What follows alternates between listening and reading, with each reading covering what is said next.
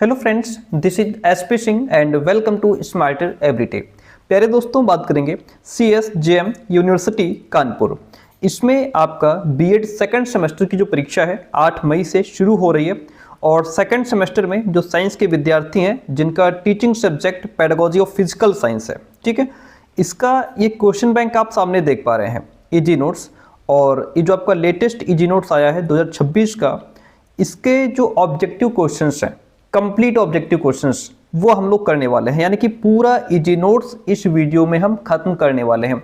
यदि आपके पास ये क्वेश्चन बैंक है, आपने पढ़ा है, तो इस वीडियो के माध्यम से आपका सुपर फास्ट रिवीजन हो जाएगा। यदि आपने नहीं पढ़ा है या आपके पास क्वेश्चन बैंक नहीं है, तो फिर आप ये समझ पाएंगे कि इजी नोट्स में क्वेश्चन बैंक में किस तरीके के क्वेश्चंस हैं। एक बार आपका रिवीजन हो जाएगा, बहुत कम समय में हो जाएगा, सुपर फास्ट तरीके से, ठीक है। और तो आइए शुरू करते हैं। जो भी विद्यार्थी क्लास में लास्ट तक बने रहेंगे, डेफिनेटली बहुत कुछ सीखने वाले हैं। यहाँ से कई क्वेश्चंस आपको एज इट इज एग्जाम में देखने को मिल जाएंगे। क्योंकि समय है नहीं, तो हम लोग बहुत फास्ट रिवीजन करेंगे। और चलिए शुरू करते हैं। देखिएगा, ऑब्जेक्टिव टाइप क्वेश्चंस, आपको पता है कि आपके 100 क्वेश्चंस आएंगे, उसमें से 75 आपको अटेम्प्ट करने हैं। तो ये वीडियो आपके लिए रामबाण सिद्ध होने वाली है। आइए शुरू करते हैं। देखिए, पहला क्वेश्चन कहता है विज्ञान यानी कि साइंस शब्द की उत्पत्ति किस शब्द से हुई है? साइंसिया शब्द से हुई है, साइंटिया शब्द से हुई है, साइंटिया भी बोलते हैं, साइंसिया भी बोलते हैं। विज्ञान साइंस शब्द की उत्पत्ति किस भाषा से हुई है? भाषा पूछ ले तो लैटिन। किस वैज्ञानिक के अथक प्रयासों के द्वारा कृषि के क्षेत्र में हरित क्रांति का उद्भव नहीं हुआ? फैराडे के द्वारा नहीं हुआ। ठीक है, इतनी बात क्लियर है। अगला देखिए, निम्न कथन किस वैज्ञानिक से संबंधित है? हमारी ज्ञान अनुभूतियों की अस्त व्यस्त विभिन्नता को एक तर्कपूर्ण विचार प्रणाली में निर्मित करने के प्रयास को विज्ञान कहते हैं। यह स्टेटमेंट आइंस्टीन का है। विज्ञान शब्द का अर्थ क्या है? विज्ञान का मतलब होता है जानना। विज्ञान का ज्ञान होता है, क्रमबद्ध होता है, संगठित होता है और सुव्यवस्थित होता है। इसलिए ऑप्शन डी राइट हो जाएगा। कथन पूछ रहा है किससे संबंधित है? विज्ञान का अर्थ केवल मात्र परखनली तथा कुछ बड़ा या छोटा बनाने के लिए इसको और उसको मिलाना ही नहीं है, अपितु वैज्ञानिक विधि के अनुसार हमारे मस्तिष्क को प्रशिक्षण देना ही विज्ञान है। यह स्टेटमेंट पंडित जवाहरलाल नेहरू जी का है। वैज्ञानिक विधि के अंतर्गत ज्ञानार्जन के लिए या समस्या समाधान के लिए किसकी आवश्यकता होती है? समस्या की आवश्यकता होती है। वैज्ञानिक विधि के अंतर्गत ज्ञान अर्जन के लिए या समस्या समाधान के लिए किसकी आवश्यकता होती है? तो समस्या सबसे पहले तो समस्या की ही जरूरत होती है कि समस्या होगी तभी तो उसको हम हल करेंगे। वर्तमान में मानव सभ्यता जितने उच्च शिखर पर पहुंची है, उसका श्रेय किसको जाता है? विज्ञान को जाता है। रासायनिक उर्वरकों की निर्भरता को कम करने के लिए किसका विकास किया गया है? जैविक उर्वरकों का। वैज्ञानिक प्रक्रिया पूर्णतः किस पर आधारित होती है? तार्किक चिंतन पर। विज्ञान में किसी भी समस्या के समाधान के लिए एक विशिष्ट प्रक्रिया पर बल दिया जाता है। यह विशिष्ट प्रक्रिया ही ज्ञान प्राप्त करने की विधि कहलाती है। वो विधि हमारी वैज्ञानिक विधि हो जाएगी। विज्ञान वर्ग में कौन कौन से दो उपवर्ग प्रमुख रूप से सम्मिलित किए जाते हैं? उसमें हमारा भौतिक विज्ञान और जीव विज्ञान आ जाता है। विज्ञान किस प्रकार के निष्कर्षों की खोज में रहता है? तो यह परिमाणवाची निष्कर्षों की खोज में रहता है। छात्रों को कम से कम सूचनाएं दी जाती हैं और उन्हें अधिक से अधिक क्या करने के लिए प्रेरित किया जाता है? अन्वेषण। वैज्ञानिक की प्रगति किस पर निर्भर करती है? अच्छे मापकों पर। साइंटिया शब्द का अर्थ होता है ज्ञान। वैज्ञानिक केवल किसकी खोज में रहता है? वैज्ञानिक हमेशा सत्य की खोज में रहता है। इतनी बात क्लियर है। क्वेश्चन देखिए, माध्यमिक स्तर पर भौतिक विज्ञान शिक्षण का उद्देश्य क्या है? माध्यमिक स्तर पर भौतिक विज्ञान शिक्षण का उद्देश्य है छात्रों में पर्यावरण एवं प्रकृति के प्रति रुचि का विकास करना, भौतिकी के सामाजिक उपयोग समझना, वैज्ञानिक क्रियाकलापों में रुचि विकसित करना। ये सारे ही भौतिक विज्ञान शिक्षण के उद्देश्य हैं, इसलिए ऑप्शन डी राइट हो जाएगा। शिक्षण उद्देश्यों को कितने भागों में बांटा गया है? शिक्षण उद्देश्यों को 2 भागों में बांटा गया है। चलिए, निम्न में सामान्य उद्देश्य नहीं है, कौन सा नहीं है? विद्यार्थी के जीवन में व्यावहारिक परिवर्तन करना, परिस्थिति के अनुसार शिक्षा पद्धति में परिवर्तन करना, ठोस द्रव और गैस की प्रकृति का अध्ययन करना, बालक की तर्क शक्ति का विकास करना। तो सामान्य उद्देश्य नहीं है, जो सी है यह हमारा सामान्य उद्देश्य नहीं है। उद्देश्य या लक्ष्य का क्षेत्र जो है वह क्या होता है? व्यापक भी होता है और असीमित भी होता है, इसलिए ऑप्शन जो डी है वह राइट हो जाएगा। प्राप्य उद्देश्य का क्षेत्र संकुचित भी होता है, सीमित भी होता है, इसलिए ए और बी दोनों राइट हो जाएंगे। उद्देश्य शब्द किससे मिलकर बना है? उद्देश्य, इन सबसे मिलकर के उद्देश्य शब्द बनता है। उद्देश्य या लक्ष्य की अवधि होती है दीर्घकालीन होती है। निम्न में से किसका मापन और मूल्यांकन संभव नहीं है? उद्देश्य या लक्ष्य का मापन मूल्यांकन संभव नहीं है। अनुदेशात्मक उद्देश्यों को लिखते समय निम्नलिखित बिंदुओं को ध्यान में रखना चाहिए। किसको ध्यान में रखना चाहिए? तो विषय वस्तु का चुनाव जो हम कंटेंट चुने उस पर भी ध्यान रखना चाहिए। विशिष्ट उद्देश्यों का चुनाव, इस पर भी हमें ध्यान रखना चाहिए। कक्षा कक्ष की शिक्षण नीति का सही निर्धारण करना चाहिए, इस पर भी ध्यान रखना चाहिए, इसलिए ऑप्शन डी राइट हो जाएगा। लक्ष्य शब्द किस शब्द से बना है? लक्ष्य शब्द हमारे लक्षित शब्द से बना है। निम्न में विशिष्ट उद्देश्य नहीं है। देखिए, ठोस द्रव गैस की प्रकृति का अध्ययन करना विशेष उद्देश्य है। विद्युत चुंबक उत्तोलक आदि का अध्ययन करना भी विशेष उद्देश्य है। विद्यार्थी में सृजनात्मक सोच का विकास करना, और धातु गर्म होने पर फैल जाती है, कौन सा विशेष उद्देश्य नहीं है? ऑप्शन सी आपका विद्यार्थी में सृजनात्मक सोच का विकास करना विशेष उद्देश्य नहीं है। उद्देश्य या लक्ष्य का स्रोत नहीं है मनोवैज्ञानिक। प्राप्य उद्देश्य की प्राप्ति की जिम्मेदारी प्रायः किसकी होती है? प्राप्य उद्देश्य की प्राप्ति की जिम्मेदारी शिक्षक की होती है। आगे बढ़ते हैं। 40 नंबर क्वेश्चन कहता है उद्देश्यों को व्यावहारिक रूप में लिखने की आवश्यकता एवं महत्व है। क्यों? क्योंकि यह परीक्षण के लिए प्रश्नों के चयन में सहायक है। इनकी सहायता से मूल्यांकन एवं मापन संभव होता है। सर्वदृश्य सामग्री के चयन में भी सहायता प्रदान करता है, इसलिए ऑप्शन डी राइट हो जाएगा। किसका स्रोत मुख्यतः मनोविज्ञान है? प्राप्य उद्देश्य का स्रोत मनोविज्ञान होता है। विज्ञान शिक्षण के उद्देश्यों को निर्धारित करने के लिए किस बिंदु पर ध्यान नहीं दिया जाता? व्यवस्था पर ध्यान नहीं दिया जाता। कक्षा 8 की भौतिकी से कार्बन और उसके यौगिक प्रकरण के लिए ज्ञानात्मक उद्देश्य नहीं है। छात्र कार्बन के यौगिकों की जांच कर सकेंगे, यह ज्ञानात्मक उद्देश्य के अंतर्गत नहीं आता। परिभाषित करना, सूची बनाना, प्रत्यास्मरण करना, ये तीनों ही ज्ञानात्मक उद्देश्य के अंतर्गत आते हैं। जहां भी डिफाइन करने की बात आएगी, सूची बनाने की बात आएगी, वो हमारा ज्ञानात्मक उद्देश्य के अंतर्गत आएगा। कक्षा 8 की भौतिकी से कार्बन और उसके यौगिक प्रकरण के लिए अनुप्रयोग नहीं है। छात्र कार्बन के विभिन्न यौगिकों के उदाहरण दे सकेंगे, ऑप्शन ए राइट हो जाएगा। आगे बढ़ते हैं। अगला देखिएगा, कहता है ज्ञानात्मक पक्ष का वर्गीकरण किसके द्वारा प्रस्तुत किया गया था? ब्लूम के द्वारा। ब्लूम ने जो ब्लूम्स टैक्सोनॉमी दी थी 1956 में, उसमें इन्होंने शैक्षिक उद्देश्यों का वर्गीकरण 3 भागों में किया था, संज्ञानात्मक, भावात्मक और क्रियात्मक। उसके बाद जो ज्ञानात्मक था यानी संज्ञानात्मक, उसका फिर से वर्गीकरण किया, जिसको इन्होंने 6 टुकड़ों में तोड़ दिया या उसके 6 उपभाग कर दिए। ज्ञानात्मक पक्ष से संबंधित नहीं है, नियंत्रण ज्ञानात्मक पक्ष से संबंधित नहीं है, बाकी आपका ज्ञान, बोध, प्रयोग, संश्लेषण, विश्लेषण, ये सब आपका ज्ञानात्मक पक्ष के अंतर्गत आ जाता है। भावात्मक पक्ष से संबंधित नहीं है, उद्दीपन नहीं है। क्रियात्मक पक्ष का वर्गीकरण किसके द्वारा प्रस्तुत किया गया? सिम्पसन के द्वारा किया गया था। क्रियात्मक पक्ष से संबंधित है काम करना, कार्य करना। भावात्मक पक्ष का वर्गीकरण किसके द्वारा प्रस्तुत किया गया था? तो ब्लूम, कथवाल, मशिया, इन सभी के द्वारा भावात्मक पक्ष का वर्गीकरण प्रस्तुत किया गया था। विश्लेषण और संश्लेषण संबंधित है ज्ञानात्मक पक्ष से। निम्न में शैक्षिक उद्देश्य नहीं है। देखिए, शैक्षिक उद्देश्य व्यापक होते हैं। शैक्षिक उद्देश्यों का निर्धारण दर्शन के द्वारा होता है। शैक्षिक उद्देश्य विशेष होते हैं, शैक्षिक उद्देश्य का क्षेत्र व्यापक होता है। तो शैक्षिक उद्देश्य विशेष होते हैं, ये शैक्षिक उद्देश्य नहीं है, ऑप्शन सी यहाँ पे राइट हो जाएगा। अनुदेशात्मक उद्देश्यों का गुण नहीं है। अनुदेशात्मक उद्देश्यों की प्राप्ति असंभव है, यह अनुदेशात्मक उद्देश्य का गुण नहीं है। बात यह है कि अनुदेशात्मक उद्देश्यों की प्राप्ति पॉसिबल है, संभव है। अगला क्वेश्चन, आरसीएम उपागम की विशेषता यह है कि उपागम द्वारा पाठ नियोजन अत्यंत सरल होता है। उपागम में प्रक्रिया पर अधिक बल दिया जाता है। उपागम में मानसिक योग्यताओं पर विशेष बल दिया जाता है, इसलिए ऑप्शन डी राइट हो जाता है। गिलफोर्ड ने कितनी मानसिक योग्यताओं का उल्लेख किया है? गिलफोर्ड ने 120 मानसिक योग्यताओं का उल्लेख किया है। आरसीएम का पूरा नाम होता है regional college of education Mysore. Regional college of education Mysore. ज्ञान के अंतर्गत पाठ्य वस्तु के कितने स्तर होते हैं? 3। विश्लेषण का स्तर नहीं है। तत्वों का विशेष संप्रेषण करना विश्लेषण का स्तर नहीं है। अवबोधन के अंतर्गत किस प्रक्रिया को सम्मिलित किया जाता है? अनुवाद को सम्मिलित किया जाता है। आदत निर्माण का संबंध किससे है? क्रियात्मक पक्ष से है। किससे है? क्रियात्मक पक्ष से, ठीक है। ज्ञानात्मक पक्ष ब्लूम द्वारा कब प्रस्तुत किया? 1956 में। क्रियात्मक पक्ष सिम्पसन द्वारा कब प्रस्तुत किया? 1969 में। कब किया गया? 1969 में। क्वेश्चन नंबर 19 आपके सामने, भावात्मक पक्ष का ब्लूम, कर्थवाल और मसीहा द्वारा कब वर्गीकृत किया गया? 1964 में। अनुवाद, व्याख्या और बाह्य वेशन को किसमें सम्मिलित किया जाता है? अवबोधन में सम्मिलित किया जाता है। इतनी बात क्लियर है। चलिए, कहता है कि विधि शिक्षक का भी शिक्षक है, यह कथन किससे संबंधित है? टेलीलैंड से संबंधित है।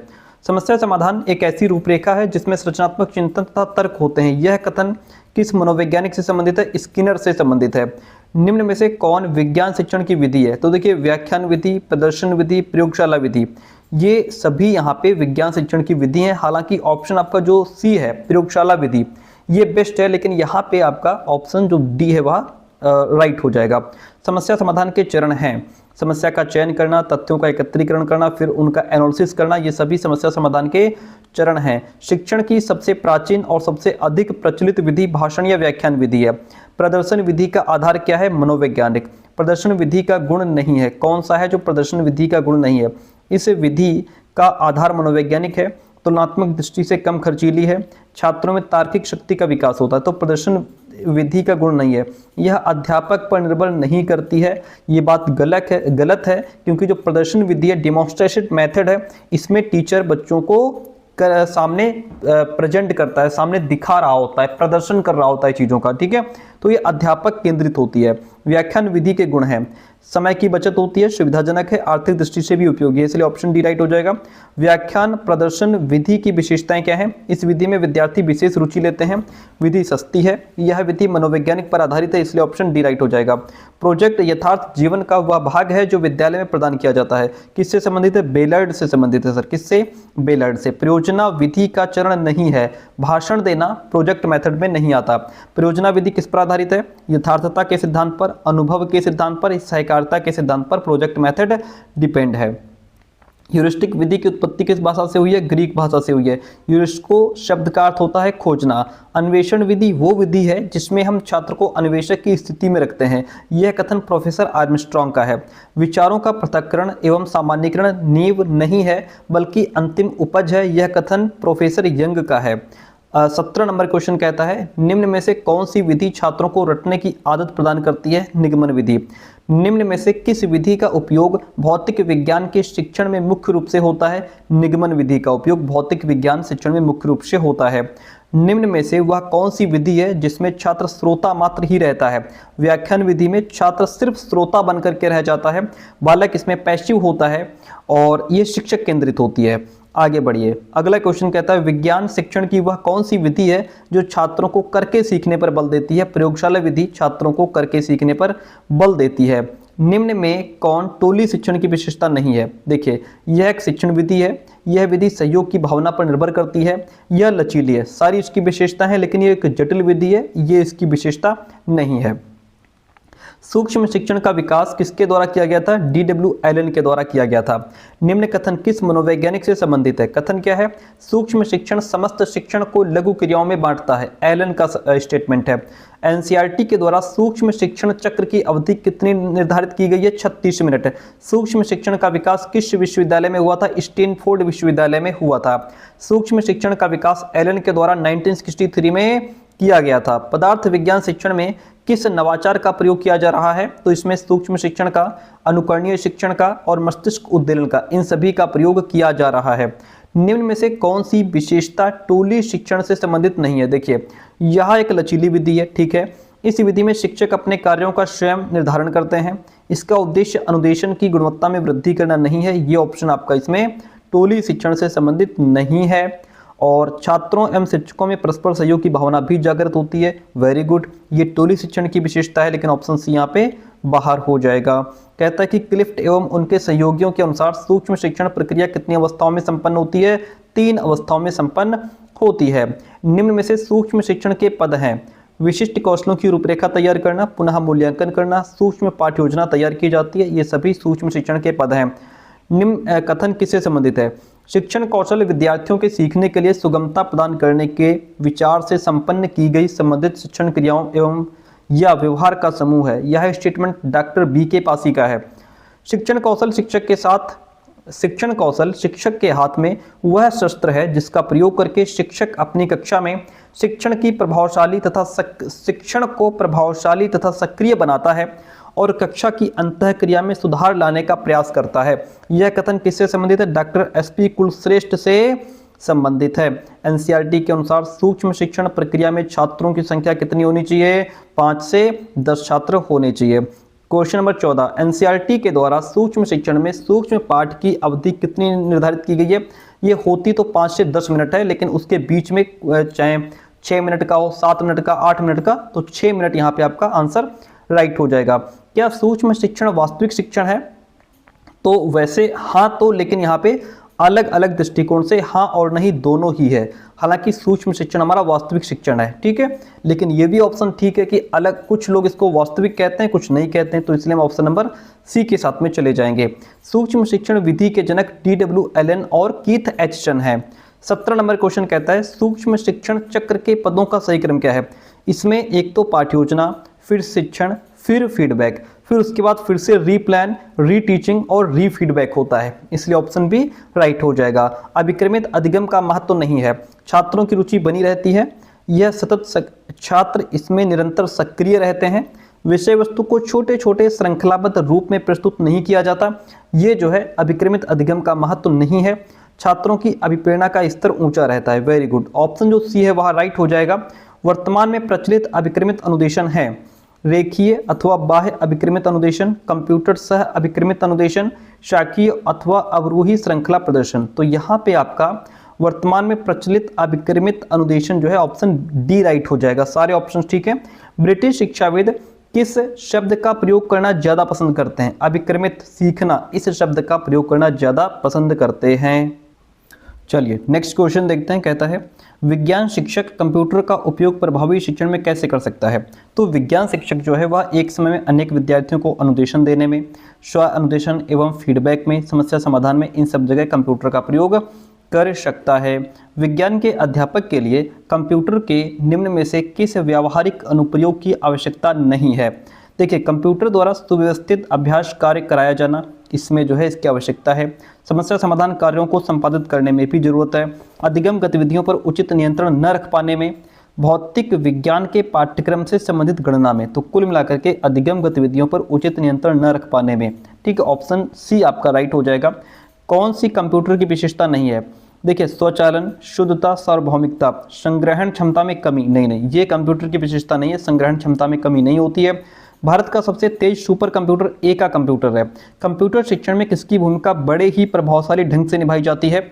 एक अच्छे प्रश्नकर्ता की, परीक्षक की, पूछताछ अधिकारी की। तो कंप्यूटर शिक्षण में इन सब की भूमिका बड़े ही प्रभावशाली ढंग से निभाई जाती है, इसलिए ऑप्शन डी आपका यहाँ पे राइट हो जाएगा। विज्ञान शिक्षक द्वारा कंप्यूटर का उपयोग किस काम में किया जा सकता है? तो विज्ञान शिक्षक द्वारा कंप्यूटर का उपयोग ट्यूटोरियल शिक्षण में, क्रियात्मक शिक्षण में, अभ्यास कार्य में, इन सभी में किया जा सकता है। निम्न में से कौन सी कंप्यूटर की मल्टीमीडिया सेवाएं हैं जो शिक्षण सामग्री के निर्माण में सहायक हैं? तो इसमें आपका ग्राफिक्स, पेंट प्रोग्राम, माइक्रोसॉफ्ट सभी आ जाता है। कंप्यूटर का शिक्षण अधिगम में क्या उपयोग है? विद्यार्थियों को आवश्यक प्रतिपुष्टि प्रदान करने में, ठीक है, समस्या समाधान प्रक्रिया में उचित अनुदेशन देने में, अधिगम के नवीन रास्ते खोलने में, इन सभी में कंप्यूटर्स का शिक्षण अधिगम में उपयोग है। Option D is the right one over here. आगे बढ़ते हैं। क्वेश्चन कहता है अनुसंधान का शाब्दिक अर्थ होता है लक्ष्य का अनुगामी होना, उसके पीछे पीछे चलना। ऑप्शन सी राइट हो जाएगा। क्रियात्मक अनुसंधान व्यवस्थित खोज की क्रिया है जिसका उद्देश्य व्यक्ति या समूह की क्रियाओं में रचनात्मक सुधार तथा विकास लाना है। यह स्टेटमेंट मैकग्रैथटे का है, मैकग्रैथटे का स्टेटमेंट है। क्रियात्मक अनुसंधान शिक्षकों, निरीक्षकों एवं प्रशासकों द्वारा अपने निर्णयों तथा कार्यों में गुणात्मक सुधार लाने के लिए किया जाने वाला अनुसंधान है। यह स्टेटमेंट कार्टर वी गुड का है। निम्न में शैक्षिक अनुसंधान के प्रकार हैं। शैक्षिक अनुसंधान मौलिक अनुसंधान भी होता है, क्रियात्मक अनुसंधान भी होता है, इसलिए ऑप्शन सी राइट हो जाएगा। निम्न में क्रियात्मक अनुसंधान का उद्देश्य क्या है? विद्यालय की कार्यप्रणाली में विकास तथा सुधार करना, ठीक है, विद्यालय की कार्यप्रणाली को इफेक्टिव बनाना, विद्यार्थियों का जो अचीवमेंट लेवल है उसको और ज़्यादा ऊपर उठाना। सारे ही ऑप्शन ठीक हो जाते हैं। आगे बढ़ते हैं। निम्न में कौन सी क्रियात्मक अनुसंधान की समस्याएं हैं? समस्या यह है बाल विवाह से संबंधित समस्याएं, शिक्षण से संबंधित समस्याएं, परीक्षा से संबंधित समस्याएं, ये सभी क्रियात्मक अनुसंधान की समस्याएं होती हैं। क्रियात्मक अनुसंधान के प्रकार क्या हैं? निदानात्मक क्रियात्मक अनुसंधान, संभागीय क्रियात्मक अनुसंधान, आनुभाविक क्रियात्मक अनुसंधान, ये सभी क्रियात्मक अनुसंधान के प्रकार हैं। निम्न में क्रियात्मक अनुसंधान का लाभ क्या है? समस्या का तुरंत समाधान किया जाता है, लचीले सिद्धांतों पर आधारित प्रक्रिया है, घटना स्थल पर ही अध्ययन किया जाता है। ये सभी क्रियात्मक अनुसंधान के लाभ हैं। Option D is the right one over here. अनुसंधान शब्द अंग्रेजी भाषा के किस शब्द के समकक्ष होता है? तो ये रिसर्च शब्द के समकक्ष होता है। एक्शन शब्द किस भाषा से मिलकर बना है, तो एक्ट और ऑन इन दोनों से मिलकर के एक्शन बनता है। कहता है कि क्रिया अनुसंधान वह अनुसंधान है जो एक व्यक्ति अपने उद्देश्यों को अधिक उत्तम प्रकार से प्राप्त करने के लिए करता है। रिसर्च इन एजुकेशन से संबंधित है। आगे बढ़िए, अगला क्वेश्चन लीजिए। कहता है इकाई प्रविधि का सर्वप्रथम विकास किसने किया, एच.सी. मॉरिसन ने। इकाई प्रविधि किस सिद्धांत पर आधारित है, गेस्टाल्ट मनोविज्ञान पर आधारित है। इकाई योजना का विकास एच.सी. मॉरिसन ने किया, परंतु इकाई शब्द को लाने का श्रेय हर्बर्ट महोदय को जाता है। हर्बर्ट ने पाठ्य योजना का निर्माण कितने चरणों में किया, 5। पहले 4 था, बाद में उसमें 5 हो गए थे, इसलिए इसको हर्बर्ट की पंचपदी प्रणाली भी कहते हैं। इकाई योजना की विशेषता निम्न में नहीं है, क्या नहीं है। देखिए, इकाई योजना का स्वरूप बोधगम्य और व्यापक होता है। इकाई योजना मूल्यांकन के लिए आधार प्रस्तुत करती है। इकाई योजना में छात्र शिक्षक में सहयोग का अवसर प्रदान नहीं किया जा सकता, ऐसा नहीं है। इकाई योजना धन, शक्ति, समय की दृष्टि से मितव्ययी है। सारे ऑप्शन बाकी ऑप्शन ठीक है, लेकिन जो सी है यह इकाई योजना की विशेषता नहीं है। आरसीएम उपागम किसके द्वारा डेवलप किया गया था, डॉक्टर दवे के द्वारा। इतनी बात क्लियर है। 7 नंबर क्वेश्चन देखिए, आरसीएम उपागम में ब्लूम की टैक्सोनॉमी के संज्ञानात्मक क्षेत्र के कितने वर्गों में लिया गया है, 4 वर्गों में लिया गया है। हर्बर्ट की पाठ्योजना का चरण निम्न में से कौन सा नहीं है, तो देखिए तैयारी, प्रस्तुतिकरण, अनुप्रयोग, विश्लेषण। कौन सा चरण नहीं है, विश्लेषण नहीं है। कौन सी पाठ्योजना की विशेषता नहीं है, बताइए। पाठ्योजना उद्देश्य पर आधारित नहीं होनी चाहिए, ये बात गलत है। पाठ्योजना उद्देश्य पर आधारित होनी चाहिए कि हमारा उद्देश्य क्या है, हम बच्चों को क्या सिखाना चाह रहे हैं, है ना। हम जो प्लान बना रहे हैं उसके पीछे हमारा मोटिव क्या है, तो उद्देश्य पर आधारित ही होना चाहिए। ओके, पाठ्योजना उद्देश्य पर आधारित होनी चाहिए, वेरी गुड। पाठ्योजना छात्र के पूर्व ज्ञान पर आधारित होनी चाहिए, उसके प्रीवियस नॉलेज से कनेक्ट करनी चाहिए, और उसकी भाषा भी सरल होनी चाहिए। सारी बात ठीक है, लेकिन ऑप्शन ए राइट हो जाएगा, यहाँ पे बाहर हो जाएगा। 10 नंबर क्वेश्चन कहता है निम्न में पाठ्योजना की विशेषताएं क्या है। पाठ्योजना में शिक्षक विद्यार्थी दोनों की क्रियाएं पहले से निर्धारित होनी चाहिए। पाठ्योजना के उदाहरण का संबंध दैनिक जीवन से हो।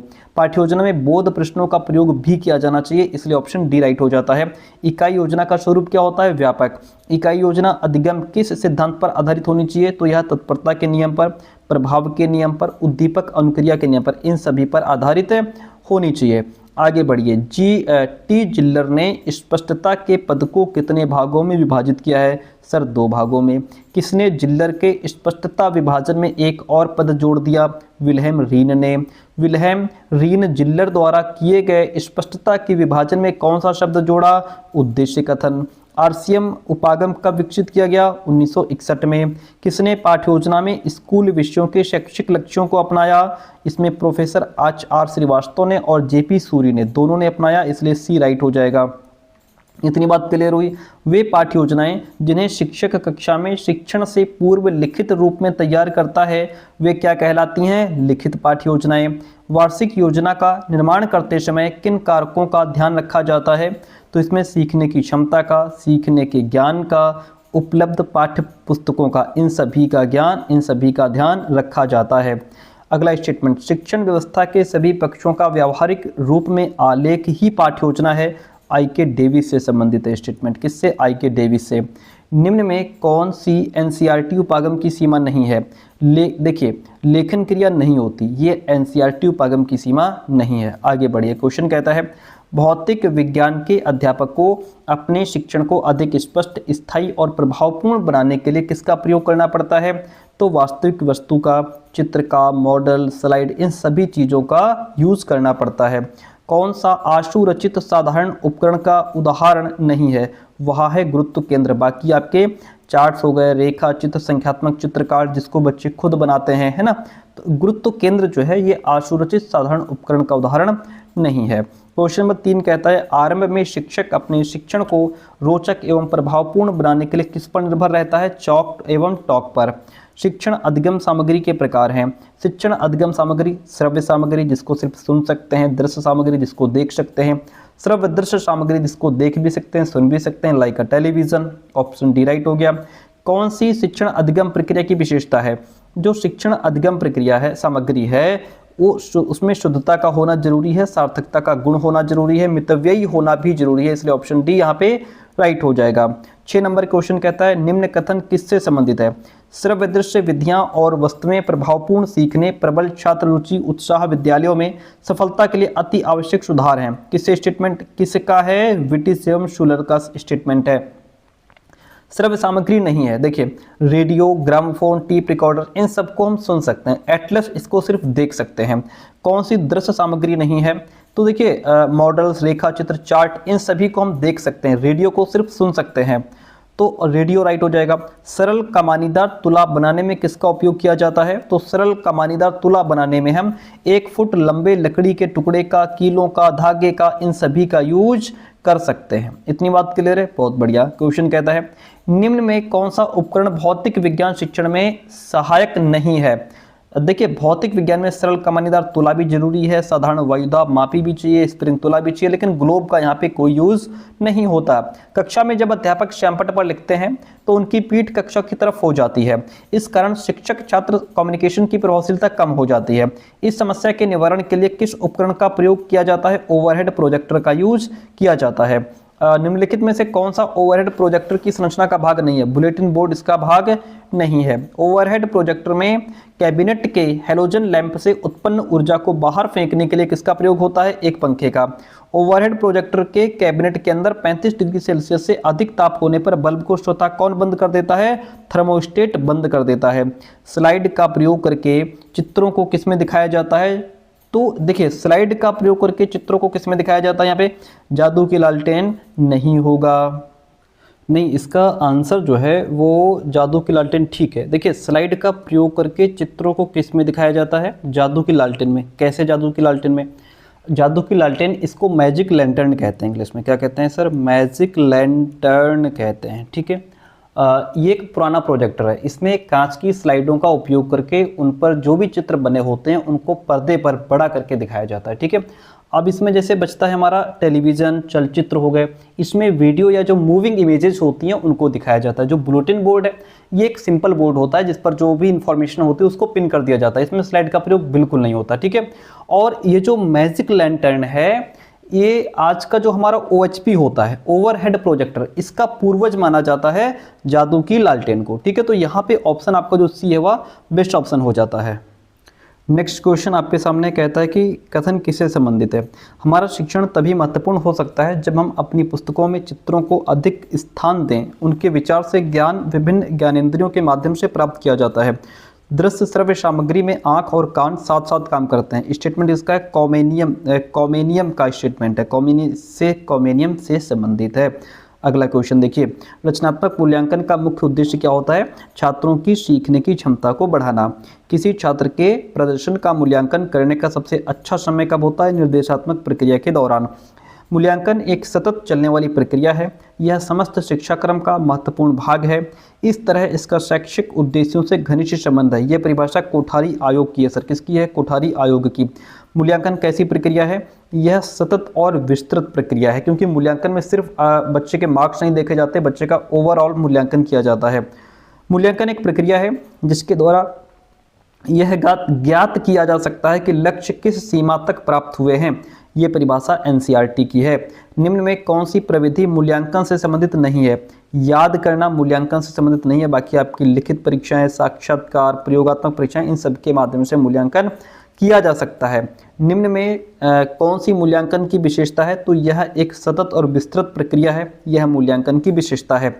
परीक्षण के अंतर्गत 2 या 2 से अधिक व्यक्तियों की तुलना करना एक व्यवस्थित प्रक्रिया होती है। यह स्टेटमेंट क्रोनबेक का है। किसका है सर? क्रोनबेक का स्टेटमेंट है। परीक्षण का ढांचा तैयार करने के लिए किसका प्रयोग किया जाता है? ब्लूप्रिंट का। कौन सा निबंधात्मक परीक्षण का गुण नहीं है? देखिए इसमें प्रश्नों की संख्या कम होती है, मूल्यांकन में शुद्धता की संभावना कम होती है, इसमें छात्रों द्वारा संपूर्ण पाठ्यक्रम का अध्ययन करना पड़ता है, इसमें छात्रों द्वारा संपूर्ण पाठ्यक्रम को नहीं पढ़ा जाता है। परीक्षण का गुण कौन सा नहीं है? इसमें छात्रों द्वारा संपूर्ण पाठ्यक्रम का अध्ययन करना पड़ता है, ये इसका गुण नहीं है। मूल्यांकन क्या है? एक नवीन धारणा है। मूल्यांकन जो होता है या मापन, मूल्य निर्धारण, ग्रेडिंग, सभी ऑप्शन डी आपका राइट हो जाएगा।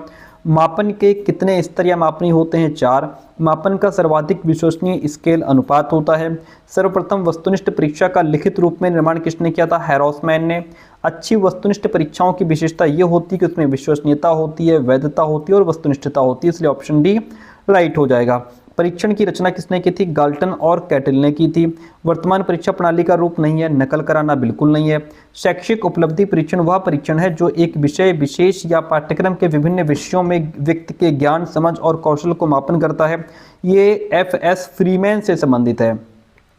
निम्न में कौन सा संप्राप्ति परीक्षण का काम है? तो देखिए, सूचना स्रोत के रूप में अधिगम हेतु प्रेरित एवं निर्देशित करना, शैक्षिक मार्गदर्शन करना, ये संप्राप्ति परीक्षण का कार्य है। ऑप्शन डी यहाँ पे राइट हो जाएगा। आगे बढ़िए, क्वेश्चन कहता है CBCS क्या है? तो यह एक ग्रेडिंग सिस्टम है जिसको हम CBCS choice based credit system कहते हैं। पहले नंबर दिए जाते थे, अब नई शिक्षा नीति NEP 2020 के तहत क्या दिया जाएगा? क्रेडिट पॉइंट दिए जाएंगे। सर, क्या क्रेडिट पॉइंट दिए जाएंगे? निदानात्मक परीक्षण इंगित छात्रों की त्रुटियों को दूर करने के लिए जो कार्य किया जाता है उसे क्या कहते हैं? उपचारात्मक शिक्षण कहते हैं। डायग्नोसिस का हिंदी रूपांतरण निदान होता है। कथन किससे संबंधित है? निदानात्मक शिक्षण अधिगम के छात्रों की कठिनाइयों के विशिष्ट स्वरूप का निदान करने के लिए उनके स्तरों की सावधानी से जांच करने की प्रक्रिया का उल्लेख करता है। यह स्टेटमेंट गुड व ब्राकी का है। निदानात्मक परीक्षा में प्रश्नों का चयन किया जाता है। प्रकरण की विषय वस्तु के किसी एक विशेष भाग से प्रश्नों का चयन किया जाता है। नैदानिक परीक्षण का उद्देश्य क्या होता है? पिछड़े बालकों की पहचान करना, पाठ्यक्रम को बाल केंद्रित करना और अध्ययन अध्यापन प्रक्रिया में सुधार करना। ऑप्शन डी यहाँ पे राइट हो जाएगा। उपचारात्मक शिक्षण का प्रकार नहीं है। देखिए, कक्षा शिक्षण, ट्यूटोरियल शिक्षण, अनौपचारिक शिक्षण, ये सभी उपचारात्मक शिक्षण के प्रकार है, लेकिन ऑप्शन जो डी है वह आपका राइट हो जाएगा। आगे बढ़िए, क्वेश्चन कहता है निदानात्मक परीक्षण के निर्माण हेतु उचित प्रश्नों का चयन किन बातों पर केंद्रित होता है? तो यह उप इकाई या अवधारणा विशेष की विषय वस्तु की प्रकृति पर निर्भर करता है। आवश्यक प्रारंभिक व्यवहार, पूर्व ज्ञान, कौशल पर निर्भर करता है। विद्यार्थी का अपेक्षित व्यवहार, अर्जित ज्ञान, कौशल, अनुप्रयोग आदि पर केंद्रित करता है। इसलिए ऑप्शन डी राइट हो जाएगा। अध्यापक को अपनी अध्यापन विधि में आवश्यक परिवर्तन करना पड़ता है जिससे बालक अपनी योग्यता अनुसार अधिकतम अधिगम अनुभव प्राप्त कर सके।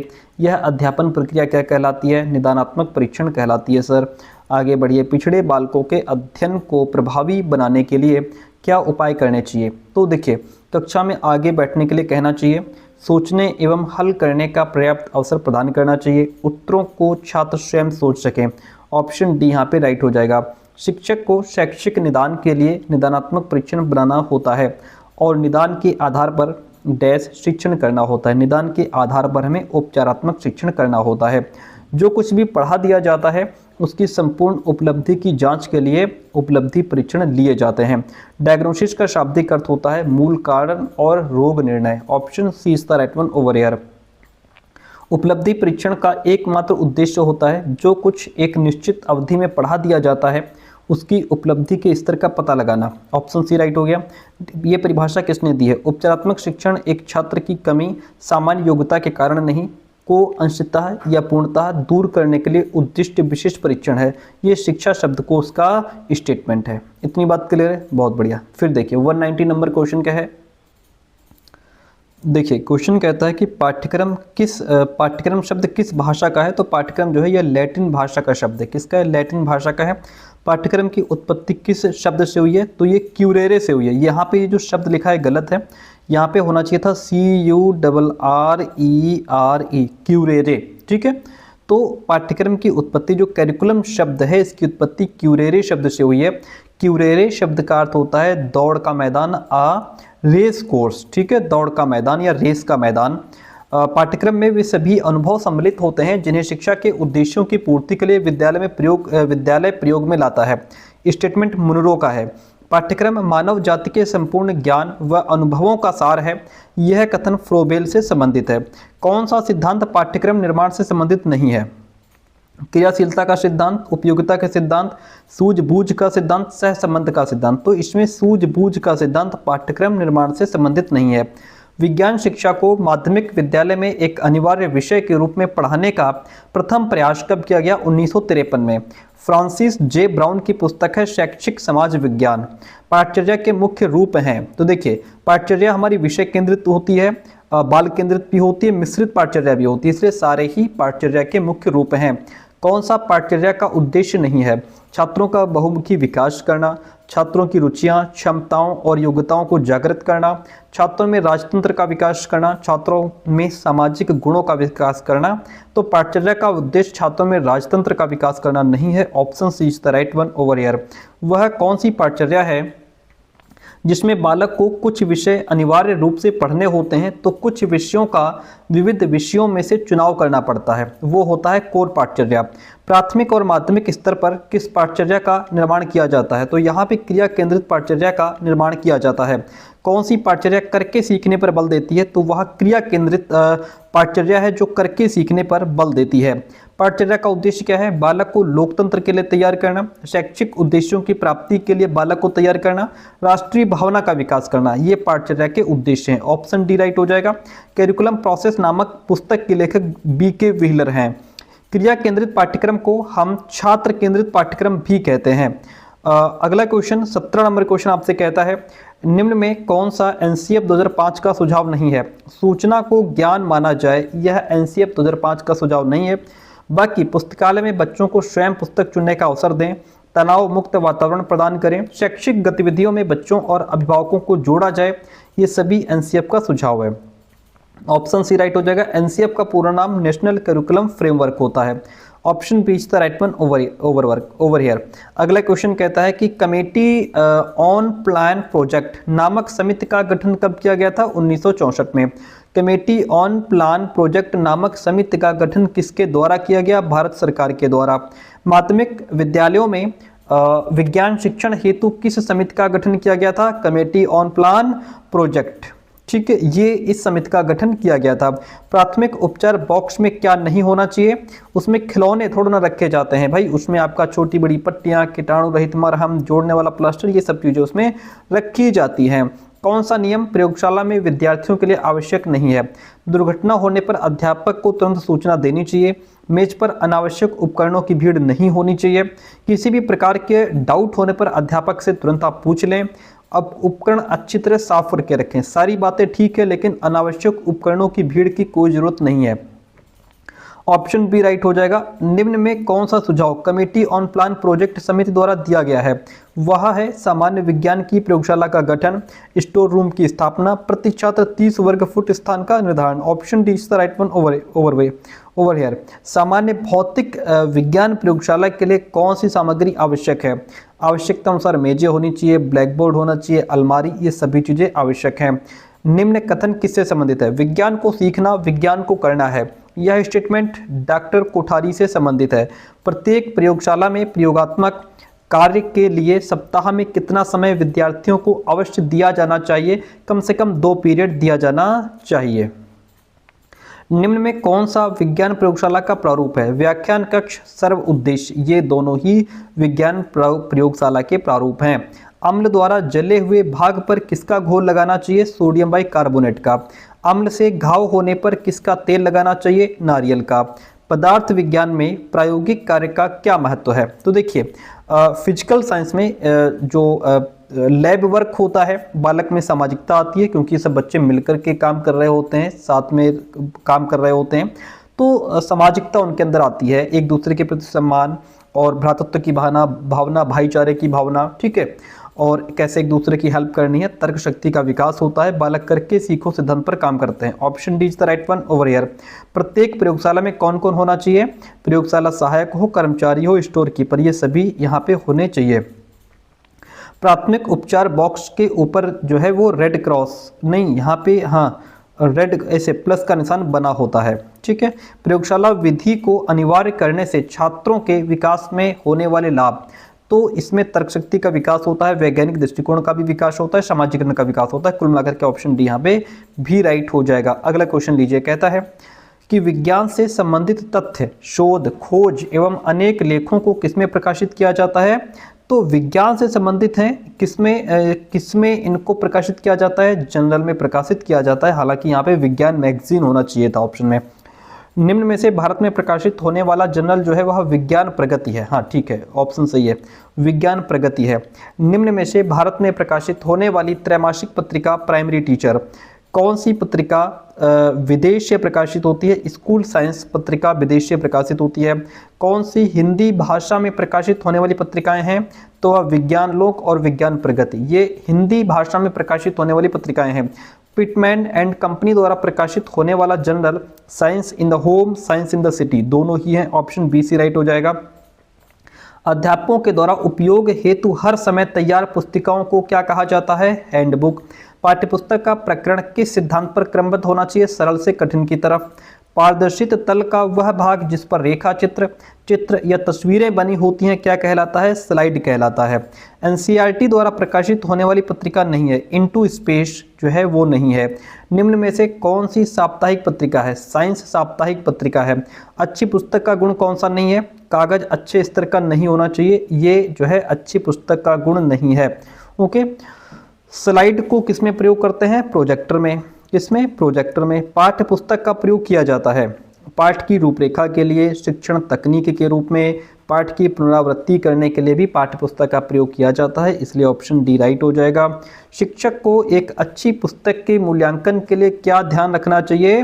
तो सभी वर्ग के छात्रों के अनुरूप हो, भाषा सरल स्पष्ट होनी चाहिए, मुख्य पृष्ठ आकर्षक होने चाहिए, तो ये सभी चीज़ें ध्यान रखनी चाहिए। निम्न में कौन सा स्लाइड का उपयोग नहीं है? शिक्षण सामग्री को प्रस्तुत नहीं कर सकते, ये स्लाइड का उपयोग यहाँ पे नहीं है। अगला प्रश्न आपसे कहता है विद्यार्थियों द्वारा व्यक्तिगत रूप से अपने स्वयं द्वारा किए जाने वाले कार्यों या क्रियाकलापों के संपादन हेतु जिस पुस्तक को प्रयोग किया जाता है उसे कार्य पुस्तक कहते हैं।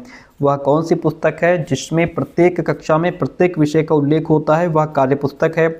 वह कौन सी पुस्तक है जो शिक्षक के लिए मार्गदर्शन का काम करती है? हस्त पुस्तक है। फिर अगला क्वेश्चन है वह कौन सी पुस्तक है जो छात्र के लिए अभ्यास एवं दिशा निर्देशन करती है? कार्य पुस्तक है। इनटू स्पेस जो पत्रिका है द्विमासिक है। निम्न में से यूनेस्को द्वारा प्रकाशित होने वाला journal new trends in biology teaching है। इंडियन प्रेस लिमिटेड इलाहाबाद द्वारा प्रकाशित होने वाली पत्रिका विज्ञान प्रगति हो जाएगी। पाठ्यपुस्तक मूल्यांकन में हंटर जॉर्ज के अंकपत्र में शिक्षक के शैक्षिक स्तर के लिए कितने अंक निर्धारित हैं? 50। पाठ्यपुस्तक मूल्यांकन में हंटर जॉर्ज के अंकपत्र का पूर्णांक कितना होता है? 1000। इतनी बात क्लियर है? ठीक है, अगला क्वेश्चन देखिए, कहता है कि फिनले तथा हर्ड के अनुसार विज्ञान शिक्षक में अपेक्षित गुणों का अध्ययन कितने भागों में कर सकते हो? 2। किसके अनुसार विज्ञान शिक्षक में अपेक्षित गुणों का अध्ययन 2 भागों में कर सकते हैं? फिनले और हर्ड के अकॉर्डिंग। निम्न में से अच्छे विज्ञान शिक्षक, अच्छा जो साइंस टीचर होता है उसकी क्या विशेषताएं होती हैं? हंसमुख हो, स्वभाव से निर्मल हो, उसका चरित्र अच्छा हो, नूतन पद्धतियां जो नई पद्धतियां हैं, नई मेथड्स हैं और तकनीक का ज्ञान होना चाहिए। श्यामपट्ट पर उपकरणों का चित्रांकन करने का भी ज्ञान होना चाहिए। Option D is the right one over here. आगे बढ़ते हैं, क्वेश्चन नंबर 4 कहता है निम्न में से शिक्षक की सामान्य योग्यता नहीं है। देखिए, स्वस्थ व्यक्तित्व, नेतृत्व क्षमता, आत्मविश्वास, ये सभी जो है सामान्य योग्यता है, लेकिन प्रयोग करने की क्षमता सामान्य योग्यता नहीं है। निम्न में शिक्षक की विशेष योग्यता नहीं है। अच्छा, ये जो सामान्य योग्यता नहीं है प्रयोग करने की क्षमता, ये विशेष योग्यता है, सामान्य नहीं है। कह रहा है विशेष योग्यता नहीं है। सहानुभूतिपूर्ण व्यवहार करना विशेष योग्यता नहीं है, ये सामान्य है, बाकी ये सभी जो है विशेष योग्यताएं हैं। निम्न में विज्ञान शिक्षक की सामान्य योग्यताएं क्या है? नेतृत्व क्षमता, निष्पक्ष दृष्टिकोण और स्पष्टवादिता, ये सामान्य योग्यताएं हैं। ऑप्शन डी यहाँ पे राइट हो जाएगा। निम्न में विज्ञान शिक्षक की विशेष योग्यताएं क्या हैं? वैज्ञानिक दृष्टिकोण, विभिन्न शिक्षण विधियों का ज्ञान होना, प्रयोगशाला संचालन का ज्ञान होना, ये सभी विशेष योग्यताएं हो जाएंगी। विज्ञान शिक्षक की भाषा जो है वो छात्र के स्तर के अनुरूप हो, क्रमबद्ध हो और स्पष्ट होनी चाहिए। Option D is the right one over here. शिक्षक के क्षेत्र में व्यापक उत्तरदायित्व किसका होता है? शिक्षक का। विज्ञान की पाठ्यक्रम सहगामी क्रियाएं हैं। विज्ञान क्लब का नियोजन, पर्यटन का आयोजन और विज्ञान संग्रहालय।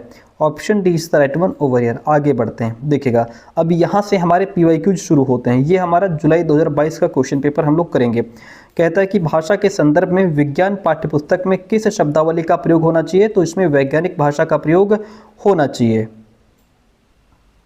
सेकंड क्वेश्चन आपसे कहता है वात्या भट्टी के अध्यापन हेतु सर्वाधिक प्रभावशाली शिक्षण सामग्री प्रतिमान हो जाएगा। पाठ्यक्रम कैसा होना चाहिए सर? पाठ्यक्रम लचीला होना चाहिए। MS ऑफिस में होते हैं, उसमें वर्ड, पावर पॉइंट, एक्सेल ये सभी होते हैं। पीपीटी का तात्पर्य होता है पावर पॉइंट प्रेजेंटेशन। वाद विवाद, परिचर्चा, तार्किक क्षमता का प्रयोग किस विधि में प्रयुक्त होते हैं? बुद्धि मंथन में, जिसको ब्रेनस्टॉर्मिंग भी कहते हैं। समन्वयन किस पक्ष का भाग है? समन्वयन आपका जो है मनोवैज्ञानिक पक्ष का भाग है। शिक्षण कौशलों में कौन सा कौशल सम्मिलित नहीं है? व्यवहार पहचान इसमें शामिल नहीं है। ब्लूम ने उद्देश्यों को कितने वर्गों में विभाजित किया? 3। ठीक है, यहाँ पे 6 गलत है, क्योंकि जो ब्लूम्स टैक्सोनॉमी है, ब्लूम ने शिक्षण उद्देश्यों को 3 भागों में विभाजित किया था, संज्ञानात्मक क्षेत्र, भावात्मक क्षेत्र और क्रियात्मक क्षेत्र। इसलिए ऑप्शन सी यहाँ पे राइट हो जाएगा। लैन का मतलब होता है लोकल एरिया नेटवर्क। कौन इनपुट युक्ति नहीं है? प्रिंटर इनपुट नहीं है, ये आउटपुट है। प्रिंटर जो है ये आउटपुट है, जो भी हम कंप्यूटर को देते हैं डाटा, ये प्रिंटर उसको जो है प्रिंट करके बाहर दे देता है। बाकी आपका कीबोर्ड, स्कैनर, MICR ये सभी इनपुट है। विद्यार्थी अपवर्तन परावर्तन में अंतर कर सकेंगे, यह किस प्रकार के उद्देश्य का उदाहरण है? अवबोध का उदाहरण हो जाएगा। रेडियो एक श्रव्य साधन है। मिलान प्रश्न किस प्रकार के परीक्षण के प्रकार हैं? वस्तुनिष्ठ परीक्षण के प्रकार हैं। इतनी बात क्लियर है? ठीक है, आगे बढ़ते हैं। योगात्मक संरचनात्मक मूल्यांकन किया जाता है कार्यक्रम की समाप्ति के पश्चात। यहाँ पे एक चीज गलत लिखी है, योगात्मक संरचनात्मक दोनों लिख दिया है, जबकि दोनों में अंतर होता है। कार्यक्रम की समाप्ति के पश्चात किया जाने वाला जो मूल्यांकन है वो योगात्मक होता है, और जो संरचनात्मक होता है ये जो है ये कार्यक्रम के मध्य में, जैसे आप क्लास में शिक्षण के दौरान भी किया जाता है, क्लास में आप पढ़ा रहे हैं तो उसके दौरान भी आप क्वेश्चंस पूछते रहते हैं संरचनात्मक मूल्यांकन के माध्यम से। ठीक है, या आप क्विज ले रहे हो, यूनिट जैसे आप चैप्टर का टेस्ट ले रहे हो, ठीक है, वो सब संरचनात्मक मूल्यांकन में आता है। लेकिन कार्यक्रम की समाप्ति के पश्चात हम योगात्मक मूल्यांकन करते हैं, संरचनात्मक नहीं, ये गलत है। समूह शिक्षण में पदानुक्रमिक समूहों का निर्माण निम्न के सहयोग से होता है। किसके सहयोग से होता है? तो ये शिक्षक क्लर्क को सहयोगी के शिक्षण से होता है। संशोधित ब्लूम वर्गीकरण के अनुसार सर्वाधिक उच्च घटक कौशल कौन सा है? वह है सृजन। क्या हो जाएगा? सर्वाधिक उच्च घटक कौशल सृजन है, विश्लेषण नहीं है, इसको हटा दो। किसने कहा? शिक्षण कला में पाठ्यपुस्तक का उचित उपयोग विशेष महत्व रखता है। रेमंड टी का स्टेटमेंट है सर। किसका है? रेमंड टी का स्टेटमेंट है। अगला क्वेश्चन लिखिए, निम्न में से क्या अनुभव केंद्रित शंकु में सबसे कम प्रभावशाली है? केवल शब्द। कौन सॉफ्टवेयर है? Operating system. अंतिम व्यवहार है, सत्र के अंत में विद्यार्थी का व्यवहार या उसकी अनुक्रिया अंतिम व्यवहार कहलाता है। कौन सी शिक्षक केंद्रित विधि है? व्याख्यान विधि शिक्षक केंद्रित विधि है। वह विधि जिसमें विद्यार्थी विभिन्न स्थानों पर भ्रमण करके जैविक भौतिक वातावरण का ज्ञान एवं समझ एकत्रित करते हैं, उसे शैक्षिक भ्रमण कहा जाता है। ब्लूप्रिंट शब्द का प्रयोग निम्न में से किसके लिए प्रयोग होता है? उपलब्धि परीक्षण का प्रारूप। पुनरावृत्ति प्रश्न पूछे जाते हैं पाठ योजना के अंतिम चरण में। शिक्षक 35 से 40 मिनट की कक्षा के लिए योजना तैयार करता है, उसे पाठ योजना कहते हैं। मापन किसी तथ्य का डैश विवरण, जबकि मूल्यांकन किसी तथ्य का डैश है। क्या है? मात्रात्मक और विवरण। यानी मापन किसी तथ्य का मात्रात्मक विवरण है, जबकि मूल्यांकन किसी तथ्य का गुणात्मक विवरण है। उद्देश्य, शिक्षण, अनुभव, अधिगमकर्ता, प्रशंसा, निम्न में से किसके 3 स्तंभ हैं? ये मूल्यांकन के 3 स्तंभ हैं सर। इतनी बात क्लियर है? बहुत बढ़िया।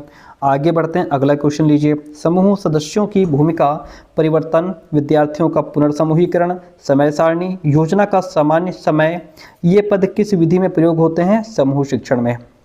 अन्वेषण तकनीकी जो विद्यार्थियों को भूतपूर्व अधिगम और अनुभवों का प्रत्यास्मरण करा सके, डैश के आधार पर पूछे गए प्रश्न हैं। ये खोजपूर्ण प्रश्न के आधार पर पूछे गए प्रश्न हैं।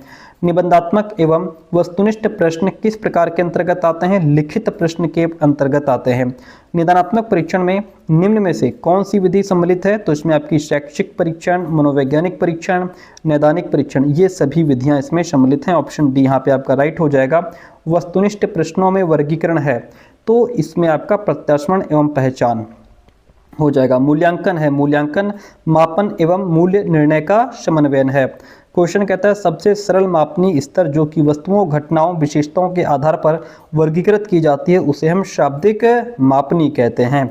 एक शिक्षक की व्यावसायिक दक्षता में क्या नहीं सम्मिलित है? तो इसमें नेताओं के साथ अच्छे संबंध होना कोई बहुत अच्छी चीज़ नहीं है, ठीक है। बाकी टीचर को अपना अपडेट नॉलेज होना चाहिए, कर्तव्य के प्रति समर्पित होना चाहिए और इनोवेटिव आइडियाज उसको होने चाहिए। हर्बर्ट उपागम में पाठ्य योजना में 5 औपचारिक पद सम्मिलित होते हैं, इसीलिए इसको हर्बर्ट की पंचपदी प्रणाली भी कहते हैं।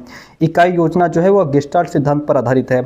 निम्न में से क्या त्रिविमीय शिक्षण सामग्री है? प्रतिमान। प्रतिमान त्रिविमीय शिक्षण सामग्री है।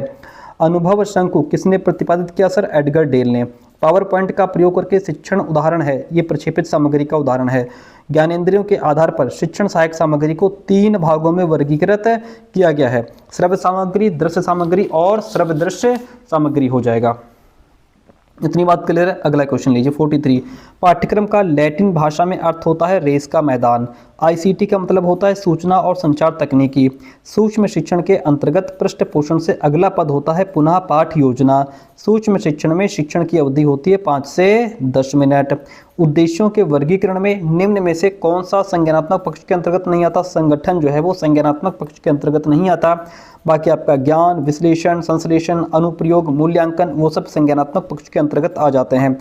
कोई केमेनोफोर बनाने की विधि का प्रयोग करके दिखाना किस विधि का उदाहरण है? प्रदर्शन विधि का उदाहरण है। निम्न में से कौन सा गुण विशिष्ट उद्देश्य का नहीं है? दीर्घकालिक होना, ये विशिष्ट उद्देश्य का गुण नहीं है। फिजिकल साइंस में सम्मिलित है, तो इसमें आपका भौतिक विज्ञान, रसायन विज्ञान दोनों ही आ जाते हैं। बहुविकल्पीय, सत्य असत्य, सादृश्यता, वर्गीकरण, मिलान, ये सब प्रश्न किस प्रकार के परीक्षण हैं? प्रत्याभिज्ञान प्रकार के परीक्षण हैं। आँख की रचना एवं दृष्टिदोष एक विषय में अध्ययन की जाती हैं। दृष्टिदोष को दूर करने के लिए लेंस का प्रयोग किया जाता है जो दूसरे विषय से है। लेंस में प्रयोग रसायन तीसरे विषय से जोड़ता है। यह कथन 3 विषयों में सहसंबंध प्रदर्शित करता है, तो वो 3 विषय हमारे भौतिक, रसायन और जीव विज्ञान में संबंध स्थापित कर रहा है। CAI का मतलब कंप्यूटर असिस्टेड इंस्ट्रक्शन होता है। किसने कहा? विश्वसनीयता से तात्पर्य संगति होना, फ्रीमैन ने कहा। पाठ्यक्रम छात्रों का उस सीमा तक संपूर्ण जीवन है जिस सीमा तक विद्यालय उसे अच्छा या बुरा मानने का उत्तरदायित्व स्वीकार करता है, किलपैट्रिक का स्टेटमेंट है।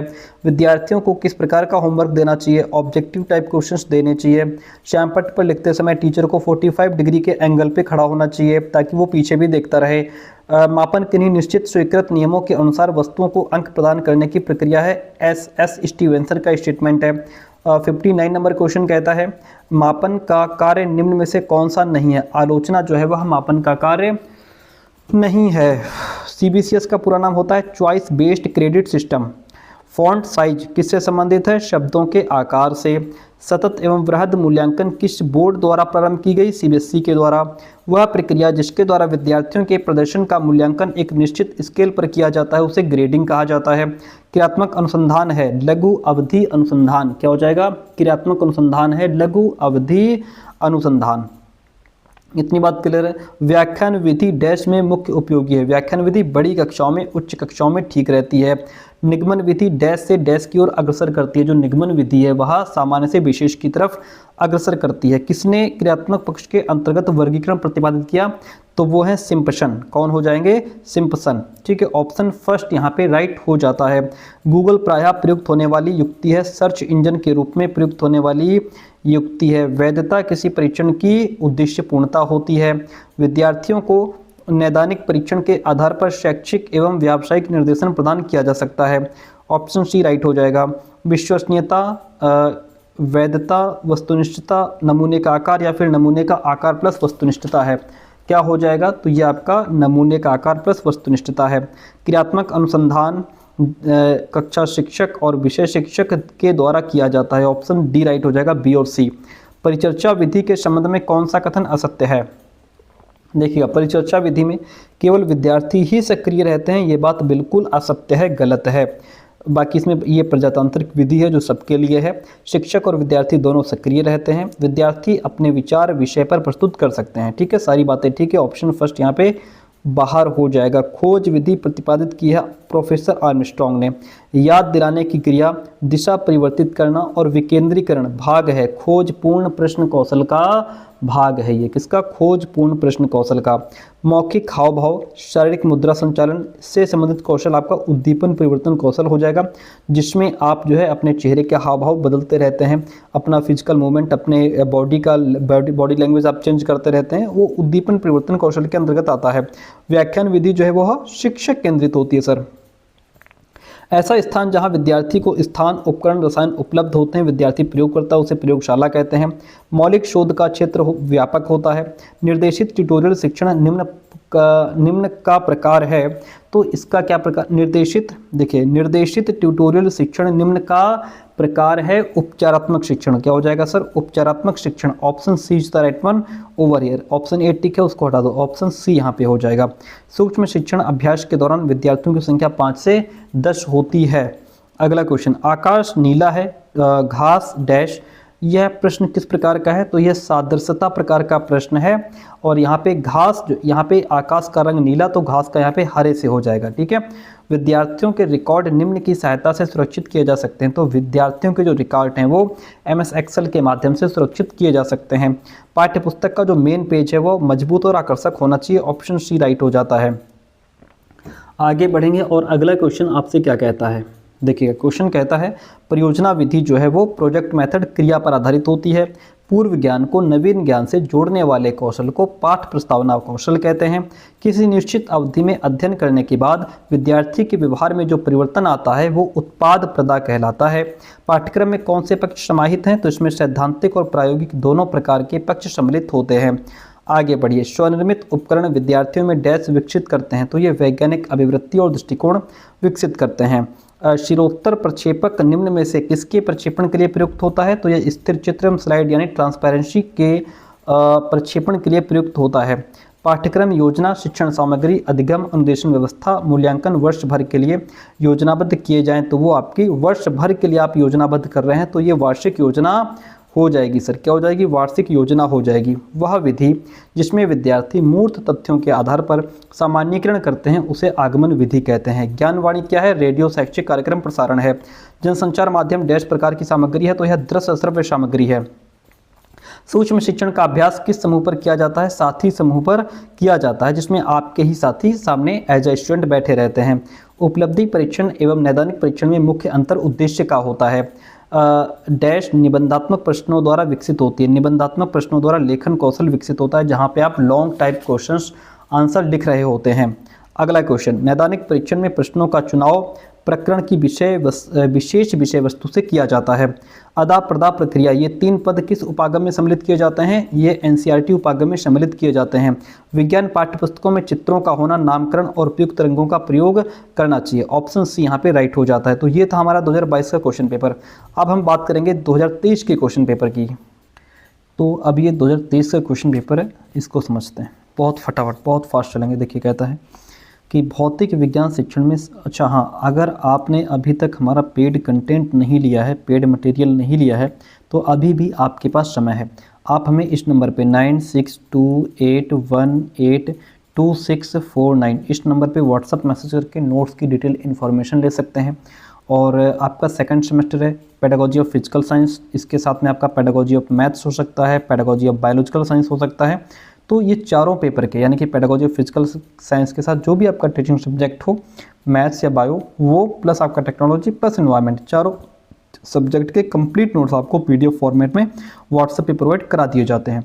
तो उसके लिए आप हमें इस नंबर पे व्हाट्सअप करिएगा और उसमें अपने टीचिंग सब्जेक्ट जरूर लिखिएगा कि सर हमारे टीचिंग सब्जेक्ट ये हैं, हमें नोट्स चाहिए। हम आपको यहाँ से कंप्लीट प्रोसेस भेजेंगे, आप फीस पे करेंगे, उसके बाद नोट्स प्रोवाइड करा दिए जाएंगे। ध्यान रहे, हमारे नोट्स लेने के बाद आपको बाहर से कोई कॉपी, किताब, क्वेश्चन बैंक, मॉडल पेपर कुछ भी खरीदने की आवश्यकता नहीं रह जाती है। जितना मटेरियल यहाँ से प्रोवाइड कराया जाएगा, पूरा का पूरा पेपर यहीं से आपको छपा मिलेगा, ठीक है। आइए देखते हैं भौतिक विज्ञान शिक्षण में सहयोगी शिक्षा को कैसे बढ़ावा दिया जा सकता है। तो इसमें ग्रुप में प्रोजेक्ट और चर्चाएं करा करके सहयोगी शिक्षा को बढ़ावा दिया जा सकता है। भौतिक विज्ञान शिक्षण की कक्षा में सृजनात्मक मूल्यांकन का महत्व क्या है। सृजनात्मक मूल्यांकन, यह टीचर्स को छात्रों की प्रगति का मूल्यांकन करने और समय रहते प्रतिक्रिया प्रदान करने में हेल्प करता है। यह सार्वजनिक मूल्यांकन की ठीक है, आंसर हो गया।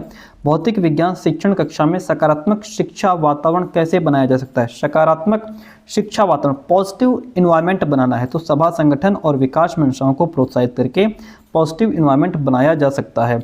एक शिक्षक को शिक्षण रणनीति तय करने में क्या मदद करता है, उद्देश्य, कि आखिर हमारा उद्देश्य क्या है। उद्देश्य जो होते हैं वो तात्कालिक और लक्ष्य प्राप्त कर सकते हैं, इसलिए ए और बी दोनों राइट हो जाएगा। ब्लूम ने शिक्षण उद्देश्यों को इस प्रकार वर्गीकृत किया है। ब्लूम ने जो शिक्षण उद्देश्यों को वर्गीकरण किया 3 भागों में किया, जिसमें संज्ञानात्मक उद्देश्य, भावात्मक उद्देश्य और क्रियात्मक उद्देश्य हो गए, इसलिए यहाँ पे ऑप्शन जो आपका डी है वह राइट हो जाएगा। ब्लूम के भावात्मक उद्देश्यों को क्रैथवाल और मारिया और उनके सहयोगियों ने वर्गीकृत किया था।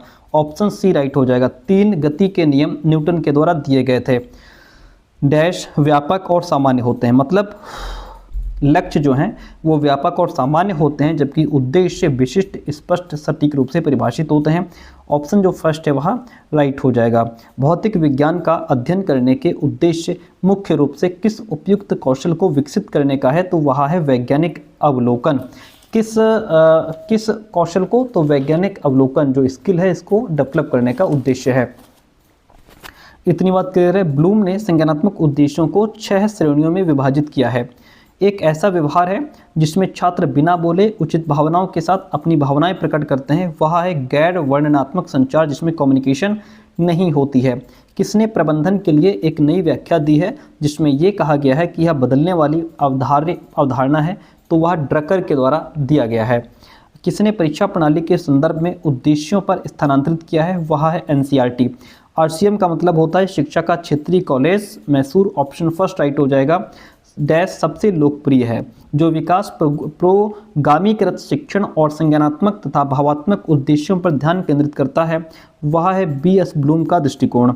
एक शिक्षक का व्यक्तित्व कैसा होना चाहिए? एक शिक्षक का व्यक्तित्व मित्रता और सहानुभूति भाव वाला हो, हास्य और ताकत वाला हो, ईमानदारी और गंभीरता वाला भी होना चाहिए। ऑप्शन डी राइट हो जाएगा। माइक्रो शिक्षण प्रभावी रूप से किस समय होता है, तो माइक्रो शिक्षण जो है वह शिक्षण अभ्यास की तैयारी के दौरान होता है। Option first is the right one over here.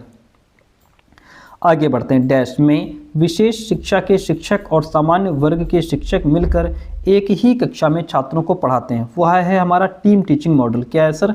Team teaching model है। किस मॉडल में विशेषज्ञ छात्रों के साथ सामान्य शिक्षा कक्षा के बाहर काम करते हैं, वो हमारा संसाधन मॉडल है। कौन सा मॉडल है? संसाधन मॉडल में क्या होता है कि जो टीचर हैं वो सामान्य शिक्षा कक्षा के बाहर काम करते हैं। ठीक है, टीम टीचिंग यहाँ से हट जाएगा। एक अच्छा शिक्षक वह है जो छात्रों को सीखने के लिए प्रेरित करता है। इतनी बात क्लियर है। निम्नलिखित में से बहुविकल्पीय प्रकार के प्रश्नों के संदर्भ में कौन सा वक्तव्य सही है? वे निबंध प्रकार के प्रश्नों से कम विषय वस्तुक होते हैं। ऑप्शन बी राइट हो जाएगा। निम्नलिखित में से कौन सा कारक शिक्षण पर प्रभाव नहीं डालता है? शिक्षकों और छात्रों की सामाजिक आर्थिक पृष्ठभूमि क्या है? यह टीचिंग पर कोई प्रभाव नहीं डालती कि कोई अमीर है कि गरीब है, इसका फर्क नहीं पड़ता। कौन सी शिक्षण की सबसे उत्तम विधि है? प्रदर्शन विधि सबसे उत्तम विधि है। प्रभावी शिक्षण एक शिक्षक के किस गुण के परिणाम स्वरूप होता है? तो शिक्षक द्वारा छात्रों को सिखाने और समझाने का जो कौशल होता है ये उस पर आधारित होता है। शिक्षा का सबसे उपयुक्त अर्थ क्या है? व्यवहार में संशोधन। एक अच्छे शिक्षक का सबसे महत्वपूर्ण गुण होता है विषय वस्तु का अच्छा ज्ञान होना। निम्नलिखित में से कौन सा वैज्ञानिक विधि के मूल घटक में नहीं है? वह है प्रत्याभिज्ञान। अनुसंधान आधारित शिक्षा में शिक्षक की भूमिका क्या है? छात्र निर्देशित अनुसंधान को सहायक करना। ऑप्शन यहाँ पे बी राइट हो जाएगा। आगे बढ़ते हैं। अगला क्वेश्चन आपके सामने, क्वेश्चन नंबर 30 आपसे कहता है, देखिए क्वेश्चन क्या कहता है कि जटिल वैज्ञानिक अवधारणाओं के स्पष्टीकरण के लिए कौन सी शिक्षण रणनीति सबसे उपयुक्त है? वह है अवधारणा मानचित्रण। निर्माणवादी शिक्षा सिद्धांत के अनुसार ज्ञान प्राप्त करने का सबसे अच्छा तरीका है खुद की खोज एवं हाथों का अनुभव। गतिशील शिक्षा शब्द का अर्थ है करके सीखने और शारीरिक गतिविधियों से अध्ययन। ऑप्शन सी राइट हो जाएगा। विज्ञान कक्षा में छात्रों से प्रश्नों को प्रोत्साहित करना क्यों महत्वपूर्ण है? इससे उत्सुकता और क्रियात्मक सोच को पोषित किया जा सकता है। भौतिक विज्ञान में छात्र के प्रायोगिक कौशल का मूल्यांकन करने में कौन सी मूल्यांकन विधि प्रभावी है? वह है प्रयोगशाला कार्य और प्रयोग। 35 नंबर क्वेश्चन कहता है भौतिक विज्ञान की शिक्षा में हाथों से किए जाने वाले कार्यक्रमों का महत्व क्या है? इससे छात्रों को वैज्ञानिक अवधारणाओं का अर्थपूर्ण ढंग से अन्वेषण करने का अवसर मिलता है। विज्ञान शिक्षा में मल्टीमीडिया संसाधनों का उपयोग करने का उद्देश्य क्या है? विभिन्न शिक्षण शैलियों को पूरा करने और शिक्षा को आकर्षक और प्रभावशाली बनाने के लिए अलग अलग प्रकार के जो मल्टीमीडिया संसाधन हैं उनका प्रयोग किया जाता है। निम्नलिखित में से वैज्ञानिक अवधारणाओं के समझ का मूल्यांकन करने के लिए एक प्रभावशाली रणनीति कौन सी है? उनके ज्ञान को प्रतिनिधित्व करने के लिए अवधारणा मानचित्र और आरेखकों का उपयोग करना। ऑप्शन डी यहाँ पे राइट हो जाता है। बहुत बढ़िया। 38 नंबर क्वेश्चन आपके सामने क्या कहता है, देखिए भौतिक विज्ञान के शिक्षण का प्राथमिक उद्देश्य होता है समस्या समाधान कौशल विकसित करना, बच्चे के अंदर प्रॉब्लम सॉल्विंग स्किल डेवलप करना। भौतिक विज्ञान में हैंड्स ऑन लर्निंग के लिए कौन सी शिक्षण विधि सबसे उपयुक्त है? प्रयोग और प्रदर्शन। भौतिक विज्ञान शिक्षा में प्रौद्योगिकी को सम्मिलित करने का महत्व क्या है? छात्रों की भागीदारी और समझ को बढ़ावा देने के लिए। भौतिक विज्ञान शिक्षण में मूल्यांकन का क्या योगदान है? छात्रों की शिक्षा प्रगति का मूल्यांकन करना। भौतिक विज्ञान कक्षाओं में विज्ञान अन्वेषण का ध्यान किस पर होना चाहिए? छात्रों को प्रश्न पूछने के लिए प्रोत्साहित करने पर ध्यान होना चाहिए। भौतिक विज्ञान में अनुमान क्या होता है? एक शिक्षित अनुमान या पूर्वानुमान। भौतिक विज्ञान में शिक्षक कैसे समीपवर्ती विचार को प्रोत्साहित कर सकते हैं? छात्रों को जानकारी का विश्लेषण और मूल्यांकन करने के लिए प्रोत्साहित करके। भौतिक विज्ञान प्रयोगों के दौरान एक आवश्यक सुरक्षा अभ्यास कौन सा है? वह है हमारा उचित सुरक्षा दिशा निर्देशों का पालन करना और सुरक्षा उपकरण का उपयोग करना। ऑप्शन डी राइट हो जाएगा। भौतिक विज्ञान शिक्षा में इतिहास और विज्ञान के दर्शन का शिक्षण में महत्व क्या है? वैज्ञानिक विचारों और विधियों के विकास को समझने के लिए। आगे बढ़िए, क्वेश्चन कहता है भौतिक विज्ञान शिक्षा में मूल्यांकन के कौन से महत्वपूर्ण पहलू हैं? तथ्य और आंकड़ों का मेमोराइजेशन। भौतिक विज्ञान की शिक्षा में वास्तविक जीवन के उदाहरण और अनुप्रयोगों का उपयोग करने का महत्व क्या है? इससे छात्र रोजमर्रा के जीवन में वैज्ञानिक अवधारणाओं के महत्व को देख सकते हैं। सहकारी शिक्षा गतिविधियों का भौतिक विज्ञान कक्षा में लाभ है क्योंकि वे सहकारी टीम संचार और समस्या समाधान कौशलों को प्रोत्साहित करते हैं। भौतिक विज्ञान कक्षा में उत्सुकता, रचनात्मकता और आत्मनिर्देशित अध्ययन को प्रोत्साहित करने के लिए कौन सी शिक्षण प्रवृत्ति है? वह है अनुसंधान आधारित शिक्षा और अन्वेषण। ऑप्शन सी राइट हो जाएगा। शिक्षा तकनीकी भौतिक विज्ञान की शिक्षा में कौन सी भूमिका निभा सकती है? इंटरैक्टिव सिमुलेशन, वर्चुअल प्रयोग और मल्टीमीडिया संसाधनों के माध्यम से शिक्षा को सुधारा जा सकता है। विभिन्न शिक्षण आवश्यकताओं का सम्मान करने के लिए विभिन्न भौतिक विज्ञान कक्षा में कौन सी शिक्षण रणनीति का उपयोग किया जा सकता है? छात्रों को उनके एकेडमिक परफॉर्मेंस के आधार पर समूहीकृत करना। ऑप्शन डी राइट हो जाएगा। भौतिक विज्ञान कक्षा में शिक्षक कैसे एक सकारात्मक और समावेशी शिक्षा माहौल बना सकते हैं? सभी छात्रों का सम्मान करके, भिन्नता को मूल्यांकन करके और सहयोग तथा खुले संचार को प्रोत्साहित करके सकारात्मक और समावेशी शिक्षा माहौल बनाया जा सकता है। इतनी बात क्लियर है? बहुत बढ़िया। एक क्वेश्चन यहाँ पे मिस्टेक हो गया है। क्वेश्चन नंबर है हमारा 47। देखिए यहाँ पे ये जो 47 नंबर क्वेश्चन है, भौतिक विज्ञान शिक्षा में मूल्यांकन के कौन से महत्वपूर्ण पहलू हैं? तो इसमें तथ्य और आंकड़ों का मेमोराइजेशन तो रट्टाफिकेशन की बात करेगा, ठीक है। और यहाँ पे बेस्ट ऑप्शन आपका होगा छात्र को तुरंत प्रतिक्रिया देना, ठीक है। भौतिक विज्ञान शिक्षा में मूल्यांकन के कौन से महत्वपूर्ण पहलू हैं? छात्रों को तुरंत प्रतिक्रिया देना। ऑप्शन जो सी है वह बेस्ट ऑप्शन आपका इसमें हो जाएगा। चलिए आगे बढ़ते हैं, अगला क्वेश्चन लेते हैं। कहता है 54 नंबर क्वेश्चन है आपके सामने। विज्ञान शिक्षकों के लिए नियमित व्यावसायिक विकास का क्या महत्व है? यह उनके टीचिंग स्किल्स को उन्नत करता है, उन्हें नवीनतम शोध से अपडेट रखता है और छात्रों के शिक्षा परिणामों को भी सुधारता है। भौतिक विज्ञान शिक्षण में ग्राफिक आयोजकों का उपयोग करने का महत्व क्या है? जटिल सूचना का दृश्य रूप में प्रतिनिधित्व करना तथा संगठित करना। ऑप्शन सी राइट हो जाएगा। बहुत बढ़िया। 56 नंबर क्वेश्चन है, भौतिक विज्ञान शिक्षा के संदर्भ में फॉर्मेटिव मूल्यांकन का क्या उद्देश्य है? लगातार प्रतिक्रिया प्रदान करना और छात्रों के प्रगति का मॉनिटर करना ताकि उनके अधिगम को सुधारा जा सके। इतनी बात क्लियर है। भौतिक विज्ञान के शिक्षक के रूप में आप अपने छात्रों में संवेदनशील सोच को कैसे प्रोत्साहित कर सकते हैं? खुले सवाल पूछकर उन्हें विश्लेषण, मूल्यांकन और तर्क करने की आवश्यकता होती है, उन्हें बढ़ावा देकर चर्चा करने के लिए प्रोत्साहित कर सकते हैं। भौतिक विज्ञान के शिक्षकों के लिए हाथों से सीखने के अनुभव के अवसर प्रस्तुत करने का क्या महत्व है? हाथों से सीखने के अनुभव छात्रों को वैज्ञानिक सिद्धांतों की गहरी समझ विकसित करने में मदद करते हैं और ज्ञान को धारण करने में सुधार करते हैं। स्कूलों में भौतिक विज्ञान की शिक्षा का प्राथमिक उद्देश्य क्या होता है? बच्चों के अंदर वैज्ञानिक सोच और तर्क शक्ति का विकास करना। इतनी बात क्लियर है? बहुत बढ़िया। 60 नंबर क्वेश्चन आपके सामने है। क्वेश्चन क्या कहता है देखिएगा। क्वेश्चन कहता है भौतिक विज्ञान में परिष्कृत सोच को बढ़ाने में कौन सी शिक्षण विधि सबसे प्रभावी है? तो परिष्कृत सोच बढ़ाने में पूछताछ पर आधारित अध्ययन सबसे ज़्यादा इंपॉर्टेंट है। समूह परिचय से चर्चा नहीं होगा। पूछताछ पर आधारित अध्ययन। भौतिक विज्ञान की शिक्षा में हाथों से प्रैक्टिकल अनुभव क्यों महत्वपूर्ण है? यह अवधारणाओं की समझ और रखरखाव को बढ़ाता है। भौतिक विज्ञान में प्रैक्टिकल कौशल का मूल्यांकन करने के लिए कौन सी मूल्यांकन रणनीति उपयुक्त है? परियोजना आधारित मूल्यांकन, प्रोजेक्ट बेस्ड इवैल्यूएशन, वास्तविक जीवन के उदाहरण और स्थितियों के माध्यम से वैज्ञानिक अवधारणाओं का अध्ययन करने की प्रक्रिया को क्या कहा जाता है? इसको प्रयोगात्मक अध्ययन कहते हैं, ना कि सूत्रीय दृष्टिकोण। प्रयोगात्मक अध्ययन आपका राइट आंसर हो जाएगा। निर्माणात्मक दृष्टिकोण में शिक्षक की भूमिका प्राथमिक रूप से एक सुविधाजनक की तरह है। भौतिक विज्ञान शिक्षा के संदर्भ में हैंड्स ऑन शिक्षण का क्या मतलब है? करके और प्रयोग करके शिक्षण। ऑप्शन सी राइट हो जाएगा। भौतिक विज्ञान कक्षा में छात्रों की सक्रिय भागीदारी सुनिश्चित करने का सबसे प्रभावी तरीका कौन सा है? हाथों से गतिविधियां और प्रयोग करवाना।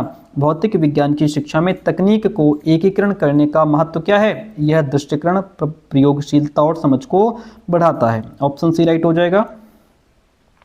छात्रों की सोच को उत्तेजित करने के लिए उत्साहवर्धक प्रश्न पूछने की प्रक्रिया को क्या कहा जाता है? परिचयात्मक सोच कहा जाता है। सर इसको क्या कहा जाता है? परिचयात्मक सोच कहा जाता है। इतनी बात क्लियर है, आगे बढ़ते हैं। क्वेश्चन नंबर 69 आपसे कहता है, पियाजे के संज्ञानात्मक विकास के सिद्धांत के अनुसार एक बच्चा किस चरण में विचार करना शुरू करता है जो वस्तुओं और घटनाओं के बारे में तार्किक रूप से सोचता है? तो वह है हमारा ठोस पर्याप्त चरण, जिसको हम कॉन्क्रीट ऑपरेशनल स्टेज कहते हैं, और ये 7 से 11 वर्ष की अवस्था होती है जिसमें बच्चा तार्किक रूप से सोचना शुरू कर देता है। ऑप्शन बी यहाँ पे गलत है, ऑप्शन सी राइट हो जाएगा। भौतिक विज्ञान की शिक्षा करते समय शिक्षक विद्यालय में रचनात्मकता और कल्पना को कैसे प्रोत्साहित कर सकते हैं? छात्रों को खुली समस्या समाधान गतिविधियों में शामिल करके। Option C is the best one over here.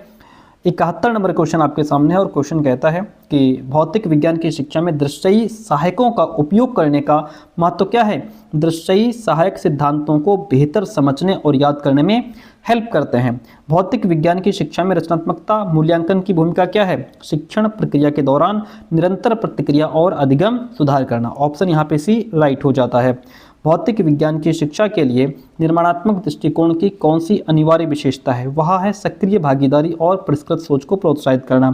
भौतिक विज्ञान की शिक्षा में कॉन्सेप्ट मैपिंग का महत्व क्या है? यह जटिल वैज्ञानिक अवधारणाओं को सरल बना देता है। हमने खूब समझाया है कि कॉन्सेप्ट मैपिंग क्या होता है। भौतिक विज्ञान की शिक्षा में सहकारी अध्ययन की भूमिका क्या है? यह सहयोग, संचार और समस्या समाधान को बढ़ाता है। Option C is the right one over here. 76 number question आपके सामने। क्वेश्चन क्या कहता है कि भौतिक विज्ञान की शिक्षा में पूछताछ पर आधारित अध्ययन को शिक्षक कैसे प्रोत्साहित कर सकते हैं? छात्रों को प्रश्न पूछने और स्वयं खोज करने को प्रोत्साहित करके। अगला क्वेश्चन है, संबोधन लिंक के घटक संबंधित हैं समझाने के कौशल से। ई संसाधन में शामिल हैं। ई संसाधन में आपका ब्लॉग, www, इंटरनेट, ये सभी चीज़ें इसमें इंक्लूड हो जाती हैं। शिक्षण के चरणों के नाम है, तो इसमें आपका पूर्व शिक्षण, शिक्षण, पश्चात शिक्षण, ये सभी कुछ इंक्लूड हो जाता है। भौतिक विज्ञान शिक्षक का सबसे महत्वपूर्ण काम क्या है? शिक्षण करना। निम्नलिखित में से कौन सा शब्द वैज्ञानिक विधि का है? तो प्रामाणिकता शब्द वैज्ञानिक विधि का है। भौतिक विज्ञान शिक्षण की निम्नलिखित में से कौन सी विधि नहीं है? समस्या विधि जो है वह इसमें नहीं है। नहीं, एक मिनट, क्वेश्चन कह रहा है भौतिक विज्ञान शिक्षण की निम्नलिखित में से कौन सी विधि नहीं है? मूल्यांकन विधि हो जाएगी। भौतिक विज्ञान शिक्षण की विधि मूल्यांकन विधि नहीं है। ठीक है, ऑप्शन यहाँ पे सी राइट होगा, बी नहीं होगा, इसको हटा दीजिए। ठीक है, इतनी बात क्लियर है, आगे बढ़ते हैं। 83 नंबर क्वेश्चन आपसे कहता है, प्राकृतिक और भौतिक विज्ञान में पदार्थ और समय के माध्यम से गति का अध्ययन, साथ ही ऊर्जा और बल जैसी संबंधित अवधारणाओं को शामिल किया जाता है। इसे कहा जाता है भौतिकी कहा जाता है। भौतिकी विज्ञान की शिक्षा में लघु प्रयोगों को शामिल करने का महत्व क्या है? सैद्धांतिक समझ में वृद्धि करता है। ऑप्शन फर्स्ट राइट हो जाएगा। आगे बढ़िए, कहता है कि किस शिक्षण दृष्टिकोण ने भौतिक विज्ञान शिक्षा में हाथों से सीखने के अनुभवों को प्रोत्साहित किया है? वह है प्रवेश शासित शिक्षण। प्रवेश शासित शिक्षण विशिष्ट अवलोकन और प्रयोगों से सामान्य सिद्धांतों का निष्कर्ष निकालने की प्रक्रिया को क्या कहा जाता है? अनुमान लगाना। क्या कहा जाता है? अनुमान लगाना। ऑप्शन सी राइट हो जाएगा। भौतिकी विज्ञान शिक्षण में मूल्यांकन की भूमिका क्या है? छात्रों की सामरिकता और कमजोरियों की पहचान करना। फर्स्ट ऑप्शन यहाँ पे राइट हो जाता है। 88 नंबर क्वेश्चन आपके सामने क्या कहता है? कहता है कि छात्रों में वैज्ञानिक सोच को बढ़ाने के लिए कौन सी रणनीति का उपयोग किया जा सकता है? तो यहाँ पे खुले समाप्तियों वाले अनुसंधान में लीन होना बेहतर ऑप्शन होगा, ना कि ऑप्शन डी। ठीक है, भौतिक विज्ञान की शिक्षा में तकनीक को एकीकृत करने का सबसे प्रभावी तरीका कौन सा है? इंटरैक्टिव सिमुलेशन और वर्चुअल लैब का उपयोग करना। ठीक है, इतनी बात क्लियर। 89 नंबर क्वेश्चन हो गया।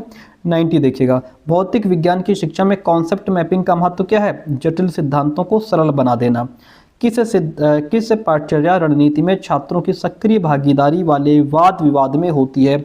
वह है सहयोगी शिक्षण। किस शिक्षण रणनीति ने छात्रों को छोटे समूहों में गृह कार्य से समस्याओं का समाधान करने को प्रोत्साहित किया है? सहकारी शिक्षण हो जाएगा। भौतिक विज्ञान शिक्षा में निरूपणात्मक मूल्यांकन का उद्देश्य क्या है? सुधार करने के लिए छात्रों की पहचान करना। छात्रों को भौतिक विज्ञान के सिद्धांतों को सिखाने के लिए सबसे अच्छा तरीका कौन सा है? वह है हैंड्स ऑन प्रयोग या हैंड्स ऑन लर्निंग। भौतिक विज्ञान कक्षा में प्रयोगों का आयोजन करने का क्या उद्देश्य होता है? महत्वपूर्ण सोच और समस्या समाधान कौशल में सुधार करना। भौतिक विज्ञान शिक्षण की पाठशाला में शिक्षा को और अधिक सक्रिय कैसे किया जा सकता है? छात्रों की सहभागिता और चर्चाओं को प्रोत्साहित करके। 97 नंबर क्वेश्चन, भौतिक विज्ञान में विजुअल ऐड का उपयोग करने का महत्व क्या है? इससे अवधारणात्मक समझ और याददाश्त में मदद मिलती है। 97 नंबर क्वेश्चन होता है आपका यहाँ पे कंप्लीट। 98 नंबर देखिए, भौतिक विज्ञान की शिक्षा में तकनीक की क्या भूमिका है? इससे छात्रों की भागीदारी और समझ में इम्प्रूवमेंट होता है, सुधार होता है। भौतिक विज्ञान शिक्षण में प्रयोगात्मक अध्ययन को कैसे प्रोत्साहित किया जा सकता है? खुले सवाल पूछकर और अन्वेषणों का मार्गदर्शन करके। भौतिक विज्ञान के सिद्धांतों को वास्तविक जीवन के अनुप्रयोगों से जोड़ना क्यों महत्वपूर्ण है? यह विषय को रोचक और संबंधित बना देता है। ऑप्शन बी राइट हो जाएगा। तो अब इसके बाद हम समझेंगे 2024 का क्वेश्चन पेपर। तो अब हम लोग समझेंगे 2024 का जो क्वेश्चन पेपर है उसको रिवाइज करेंगे। हालांकि हमने इसको बहुत डीप में समझाया है, एक एक पॉइंट को समझाया है, जो आपने अगर हमारी पहले वीडियो देखी होगी तो। चलिए, पहला क्वेश्चन कहता है कि क्रियात्मक अनुसंधान को शिक्षा की समस्याओं के लिए सर्वप्रथम प्रयोग किया स्टीफन एम कोरे ने। मल्टीमीडिया सेवाएं जो शिक्षण अधिगम सामग्री के निर्माण में सहायक हैं, वो OER, Google docs, graphics, animation, वो सभी हैं। विज्ञान शिक्षक द्वारा कंप्यूटर का उपयोग किया जाता है। ट्यूटोरियल शिक्षण में, अभ्यास कार्य में, स्व अनुदेशन एवं प्रतिपुष्टि सभी में प्रयोग किया जाता है। क्रियात्मक अनुसंधान द्वारा हल कर सकते हैं। समस्त तात्कालिक समस्याओं को हम हल कर सकते हैं। निगमन विधि है, यह सामान्य से विशिष्ट की ओर चलती है। पाठ्य सहभागी क्रिया नहीं है, पर्यटन नहीं है। ठीक है, भ्रमण, कृषि कार्य, क्लब, ये सभी हैं, लेकिन हालांकि इसमें कई जगह पे कृषि कार्य को पाठ सहभागी क्रिया नहीं माना गया है, लेकिन कई जगह पे जैसे विद्यालयों में बाल बगीचा होता है ना, तो इस कृषि कार्य को पाठ सहभागी क्रिया में कई जगह माना गया है। हालांकि ऑप्शन डी राइट है यहाँ पे यूनिवर्सिटी के अकॉर्डिंग। शिक्षकों, प्रशासकों तथा प्रबंधकों द्वारा विद्यालय की कार्यप्रणाली में सुधार हेतु किया जाने वाला अनुसंधान क्रियात्मक अनुसंधान है। कौन से कार्य शिक्षक का नहीं है? बजट बनाने का काम शिक्षक का काम नहीं है। मूल्यांकन को व्यापक माना जाता है जब छात्रों के व्यक्तित्व के सभी पक्षों का मूल्यांकन हो तब। क्रिया केंद्रित पाठ्यक्रम को हम अनुभव केंद्रित पाठ्यक्रम भी कहते हैं। ओके, मूल्यांकन द्विध्रुवीय प्रक्रिया है। जो कुछ पढ़ाया जाता है उसकी संपूर्ण संप्राप्ति की जांच हेतु किया जाता है उपलब्धि परीक्षण की बच्चों ने कितना सीखा, अचीवमेंट टेस्ट। शिक्षण में विशिष्ट त्रुटियों के निदान का प्रयास माना जाता है, इसको उपचारात्मक शिक्षण कहते हैं। एक अच्छी वस्तुनिष्ठ परीक्षा की विशेषता क्या होती है? एक अच्छी वस्तुनिष्ठ परीक्षा में विश्वसनीयता होती है, वैधता भी होती है, वस्तुनिष्ठता भी होती है, इसलिए जो ऑप्शन डी है वह राइट हो जाएगा। अम्ल द्वारा जले हुए शरीर के अंग पर सोडियम बाइकार्बोनेट का घोल लगाना चाहिए। विज्ञान से संबंधित तथ्य, शोध, खोज एवं अनेक लेखों का डैश में प्रकाशित किया जाता है या साइंस मैगजीन में प्रकाशित किया जाता है। छात्रों को core, elective, minor, skill based पाठ्यक्रम को चुनने का विकल्प प्रदान करती है CBCS पद्धति। CBCS का मतलब होता है चॉइस बेस्ड क्रेडिट सिस्टम। ये गलत है, यहाँ पे निशान लगा है। चॉइस बेस्ड क्रेडिट सिस्टम निःशुल्क एवं अनिवार्य बाल शिक्षा अधिकार RTE 2009 अधिनियम प्रदेश में कब लागू हुआ? 1 अप्रैल 2010 से। मनोवैज्ञानिक परीक्षण नहीं है, उपलब्धि परीक्षण, इसमें आपका मनोवैज्ञानिक परीक्षण नहीं है। आगे बढ़ते हैं, क्वेश्चन नंबर 21 कहता है भौतिकी प्रयोगशाला में निम्न उपकरण होंगे। एक तो दराज सहित 635 3 की कार्यकारी टेबल होनी चाहिए, पानी गैस फिटिंग सहित प्रदर्शन टेबल होनी चाहिए, संतुलन हेतु दीवारों पर प्रोजेक्टर प्लेटफॉर्म भी होने चाहिए। ऑप्शन डी राइट हो जाता है। वस्तुनिष्ठ प्रश्न होते हैं, वस्तुनिष्ठ प्रश्न जो है वह प्रत्याशमन रूप और प्रत्याभिज्ञान रूप दोनों ही प्रकार के होते हैं। गामा है एक MI प्रेजेंटेशन ऐप है, ठीक है। मौखिक मुद्रा एवं शारीरिक मुद्रा संचालन किससे संबंधित है? उद्दीपन परिवर्तन कौशल से संबंधित है। ऑप्शन सी यहाँ पे राइट हो जाता है। सूक्ष्म शिक्षण अध्यापन अभ्यास कक्षाकार तथा कक्षा अवधि में न्यूनीकृत अनुमापन है, किसने कहा? DW एलन ने कहा है, ड्वाइट एलन ने कहा है, ठीक है। इतनी बात क्लियर है, बहुत बढ़िया। विद्यार्थियों के रिकॉर्ड निम्न युक्ति द्वारा सुरक्षित रखे जा सकते हैं, तो ये आपका स्प्रेडशीट के द्वारा और अच्छा विद्यार्थियों के record spreadsheet, Google sheet, Excel सभी के द्वारा इनको जो है सुरक्षित रखा जा सकता है। ऑप्शन डी यहाँ पे राइट हो जाएगा। हालांकि इसमें आपका सिर्फ स्प्रेडशीट पर निशान लगा है, जो कि गलत है, क्योंकि हम विद्यार्थियों के रिकॉर्ड को स्प्रेडशीट, गूगल शीट सब पर रख सकते हैं, इसलिए ऑप्शन डी यहाँ पे राइट हो जाएगा। अगला क्वेश्चन है, मिलान कीजिए। एक तरफ आपका शिक्षण विधियाँ दी गई हैं, दूसरी तरफ उनके प्रतिपादक दिए गए हैं। बहुविकल्पीय अनुदेशन या बहुविकल्पीय जो है ये किसके द्वारा दिया गया है? ये एडगर डेल के द्वारा दिया गया है। अनुरूपण शिक्षण या अनुरूपण अनुदेशन जो है ये क्रुकशैंक के द्वारा दिया गया है। और शाखीय अभिक्रमित अनुदेशन को नॉर्मन क्राउडर ने दिया है। रेखीय अभिक्रमित अनुदेशन को BF स्किनर ने दिया है। ओके, अवरोह अभिक्रमित अनुदेशन जो है थॉमस गिलबर्ट के द्वारा दिया गया है। तो मिला लीजिए किसके साथ में जाएगा भैया? ये 1 गया है 3 के साथ में, और उसके बाद बी दूसरा गया है 4, 1 3 2 4 3 1 3 1 4 2 4 2। हाँ ठीक है, ऑप्शन जो आपका डी है वह राइट हो जाएगा, ना कि ये। आगे बढ़िए, कहता है उपलब्धि परीक्षण तथा नैदानिक परीक्षण में मुख्य अंतर उद्देश्य का होता है। सर किस बात का अंतर होता है? उद्देश्य का अंतर होता है। किसी पूर्व निर्मित चालू शिक्षा नीति योजना, पाठ्यवस्तु, शिक्षण विधि, शिक्षण सामग्री तथा मूल्यांकन प्रविधि की उपयोगिता की जांच हेतु किया जाने वाला मूल्यांकन योगात्मक मूल्यांकन होता है। सर ठीक है, योगात्मक मूल्यांकन। इकाई प्रविधि गेस्टाल्ट मनोविज्ञान सिद्धांत पर आधारित है। अदा, प्रदा और प्रक्रिया किस उपागम में सम्मिलित होते हैं? NCERT उपागम में सम्मिलित होते हैं। स्वनिर्मित उपकरणों को बनाने से विद्यार्थियों में कलात्मक और रचनात्मक अभिवृत्ति का विकास होता है। आदत निर्माण डैश के बाद आता है। जो आदत निर्माण है वह हमारा नियंत्रण के बाद नहीं, स्वाभाविकरण के बाद में आता है। ऑप्शन बी यहाँ पे राइट हो जाएगा। मौन वाचन का मूल्यांकन किस परीक्षा के द्वारा किया जाता है? तो ये पूर्ति परीक्षा, बहुविकल्पीय परीक्षा, मिलान प्रश्न परीक्षा सभी के द्वारा किया जाता है, इसलिए ऑप्शन डी राइट हो जाएगा। 35 नंबर क्वेश्चन लीजिए। NCERT उपागम किसने दिया? ये आपका दिया था श्रावस्ती शौरी ने। संशोधित ब्लूम वर्गीकरण किसने दिया? तो ब्लूम का जो वर्गीकरण था उसमें संशोधन किया था उन्हीं के शिष्य क्रैथवॉल एंडरसन ने, ठीक है। तो हमारा फर्स्ट गया है 5th के साथ में, पहला 5वें के साथ में गया है, पहला 5वें के साथ में, दूसरा 4, दूसरा 4। अब देखिए RCM उपागम किसने दिया? RCM उपागम RC दवे ने, 3-2 हो जाएगा। मूल्यांकन उपागम किसने दिया है? BS ब्लूम ने, 4-3। मनोविज्ञान मनोगत्यात्मक पक्ष सिम्पसन ने दिया, 5 हो जाएगा। तो ऑप्शन फर्स्ट यहाँ पे राइट हो जाता है। अगला क्वेश्चन, निर्देशित ट्यूटोरियल शिक्षण है। निर्देशित ट्यूटोरियल शिक्षण हमारा उपचारात्मक शिक्षण है। सर क्या है? उपचारात्मक शिक्षण है। ओके, वह विधि जिसमें विद्यार्थी मूर्त तथ्यों के आधार पर सामान्यीकरण करता है उसे आगमन विधि कहते हैं। कौन सा समुच्चय आरोही क्रम में चिंतन के उच्च स्तर को सही रूप में प्रदर्शित करता है? वह है ज्ञान बोध अनुप्रयोग। ऐसा अनुदेशन जो विषय वस्तु के स्वामित्व पर बल देता है वह है अवरोह अभिक्रमित अनुदेशन। यहाँ पे ऑप्शन डी निशान लगा है, गलत है। अवरोह अभिक्रमित अनुदेशन जो है यह विषय वस्तु के स्वामित्व पर बल देता है। कौन सी गुणात्मक मूल्यांकन प्रविधि है? वह है साक्षात्कार। निबंधात्मक परीक्षण की विशेषता है तो यह विस्तृत पाठ्यक्रम पर आधारित है, भावों एवं विचारों का अभिव्यक्तिकरण है, निर्माण की दृष्टि से सुगम है, इसलिए ऑप्शन डी राइट हो जाएगा। अध्यापक निर्मित परीक्षण होते हैं तो यह आपका विश्वसनीयता और वैधता अधिक होती है इसमें, ठीक है। और उसके बाद मूल्यांकन का शाब्दिक अर्थ होता है मूल्य का अंकन, मूल्य का मापन नहीं, मूल्य का अंकन। ऑप्शन बी यहाँ पे राइट हो जाता है। कई क्वेश्चंस इसमें आपके इजी नोट्स में बहुत सारे क्वेश्चंस गलत होते हैं तो इस वजह से बहुत ध्यान से इसको पढ़िएगा। मूल्य का अंकन राइट हो जाएगा। अच्छा, ये निशान इसलिए लगा क्योंकि इसके आंसर शीट में ये दिया गया है। सारे क्वेश्चंस को वेरीफाई करना तुरंत पॉसिबल नहीं होता है, इसलिए टीम जो है क्या करती है, इस पर निशान, जो आंसर दिया गया उसको निशान लगा देती है। हम अब अगर पढ़ा रहे हैं तो हम उसको सही कर रहे हैं आपके सामने।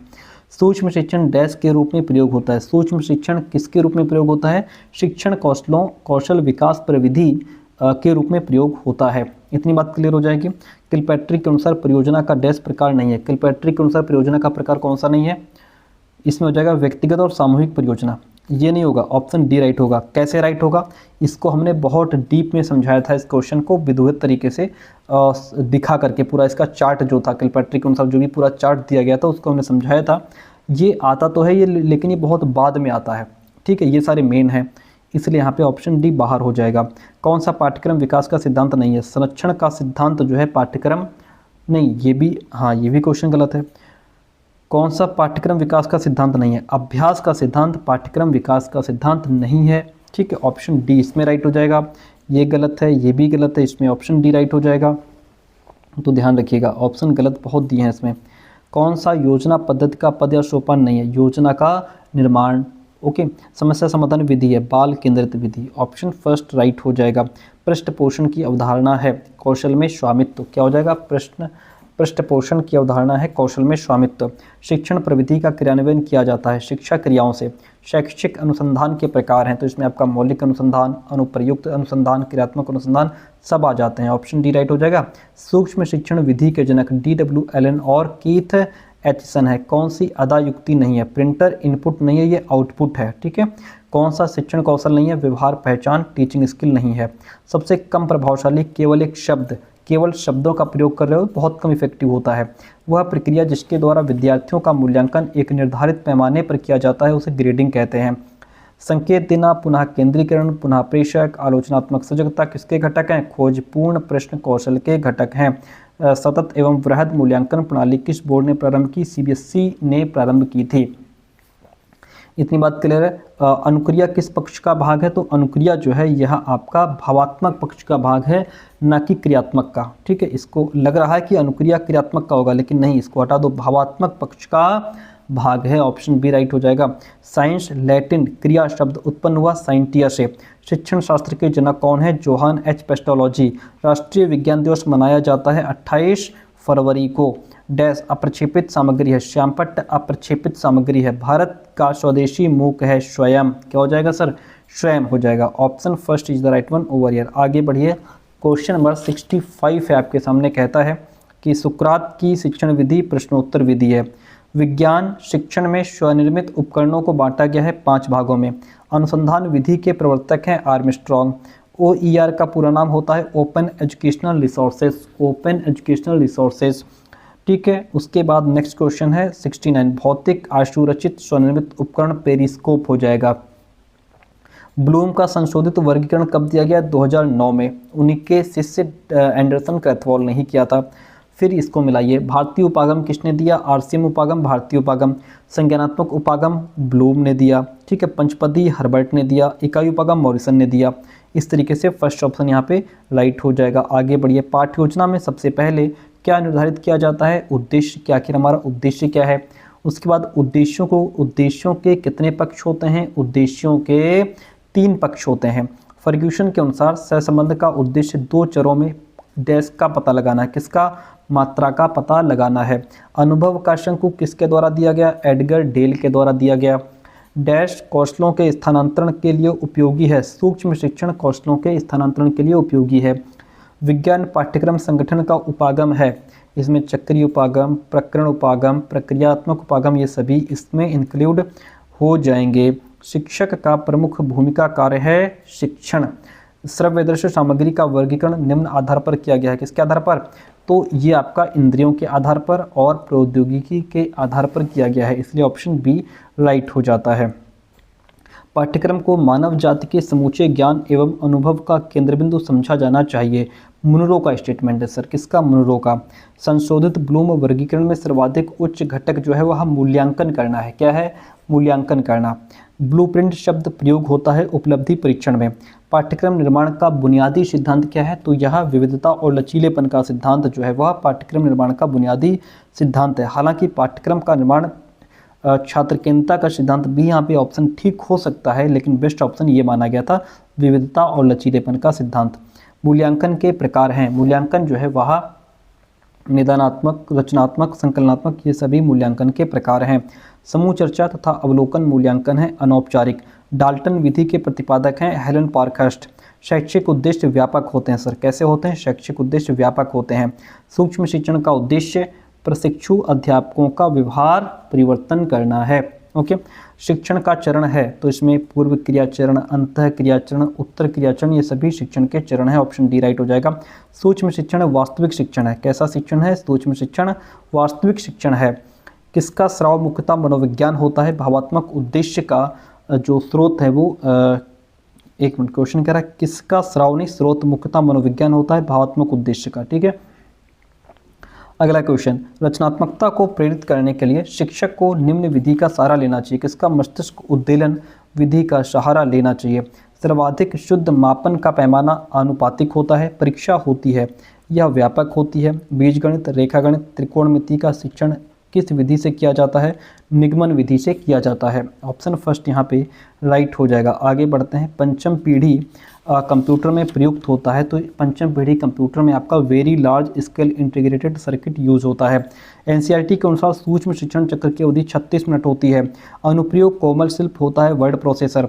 अधिगम प्रक्रिया में वृद्धि करने हेतु प्रौद्योगिकी के उपयोग को शिक्षा में आईसीटी कहा जाता है, इंफॉर्मेशन कम्युनिकेशन टेक्नोलॉजी।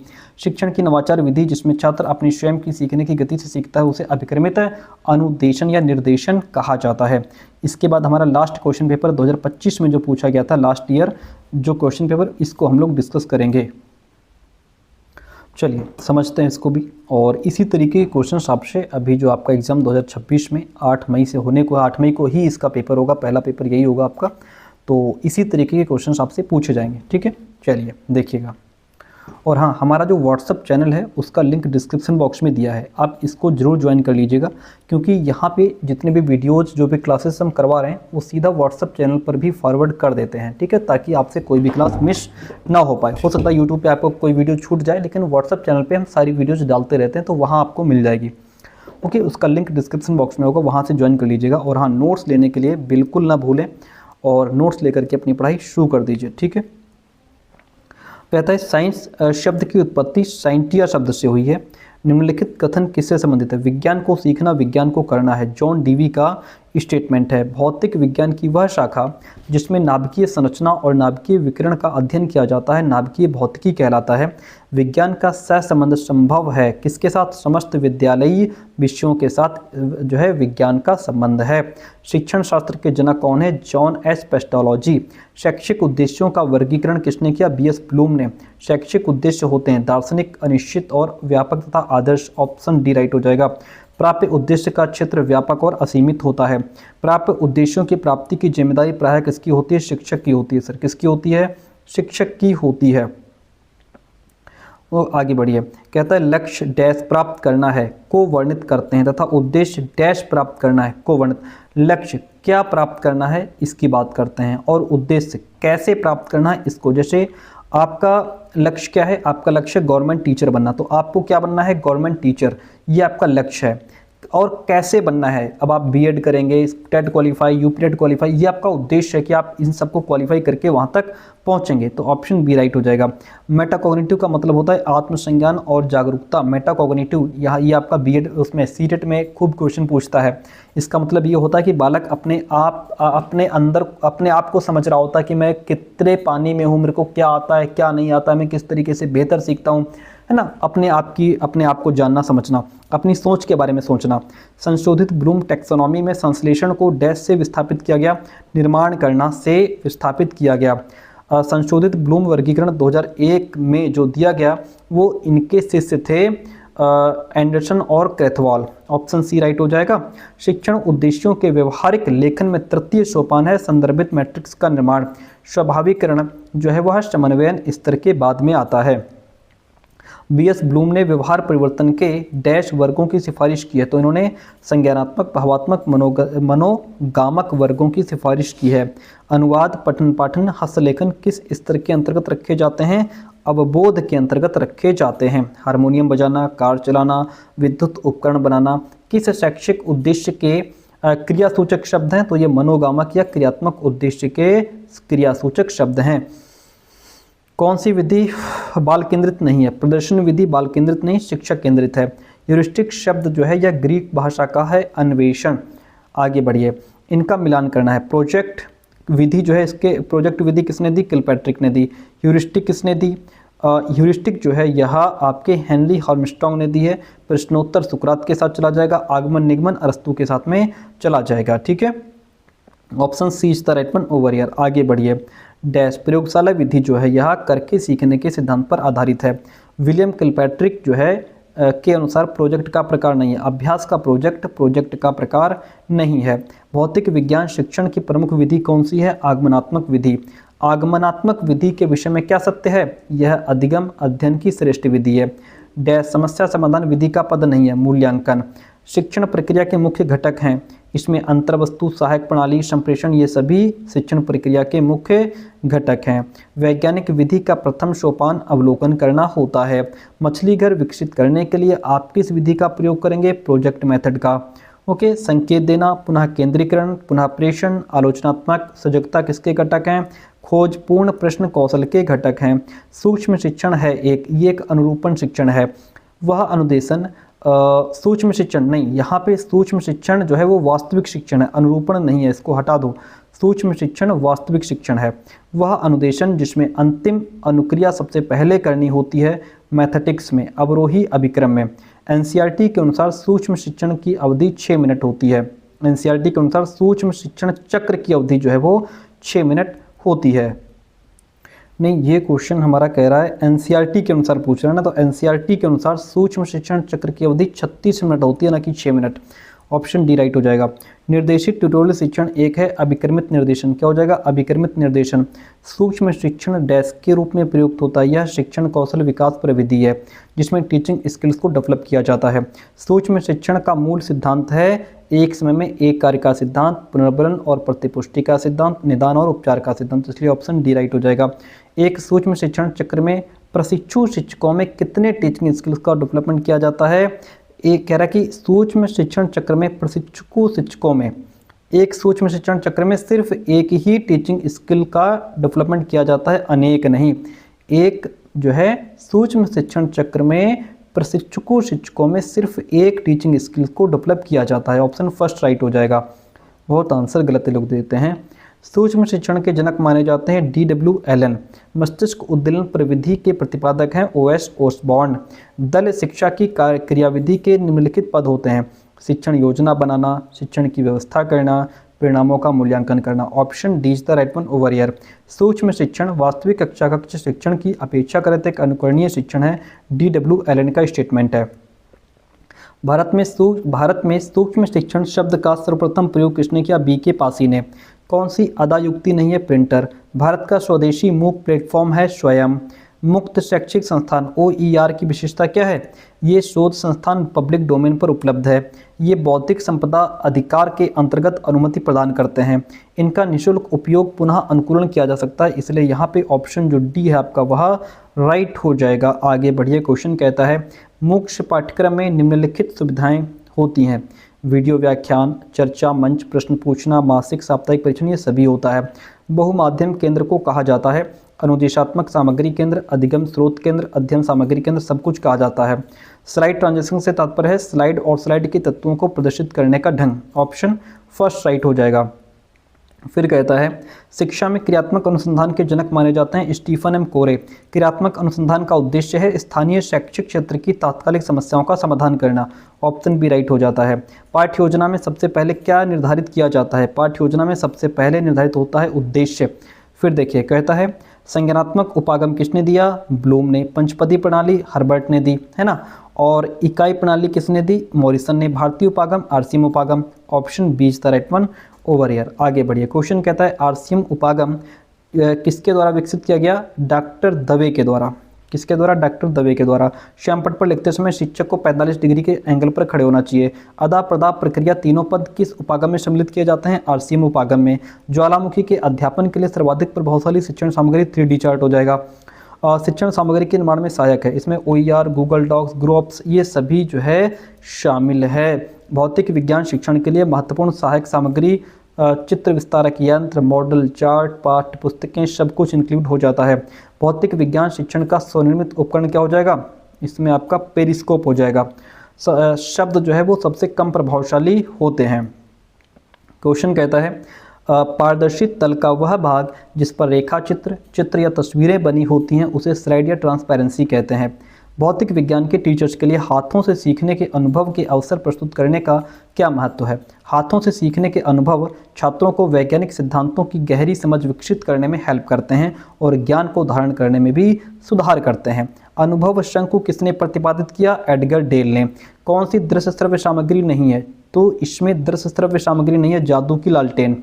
डैश आशुरचित उपकरण क्या हो जाएगा, इसमें नाविकों के लिए कंपास जो है यह आशुरचित उपकरण हो जाएगा। ठीक है, जादू की लालटेन नहीं, नाविकों के लिए कंपास।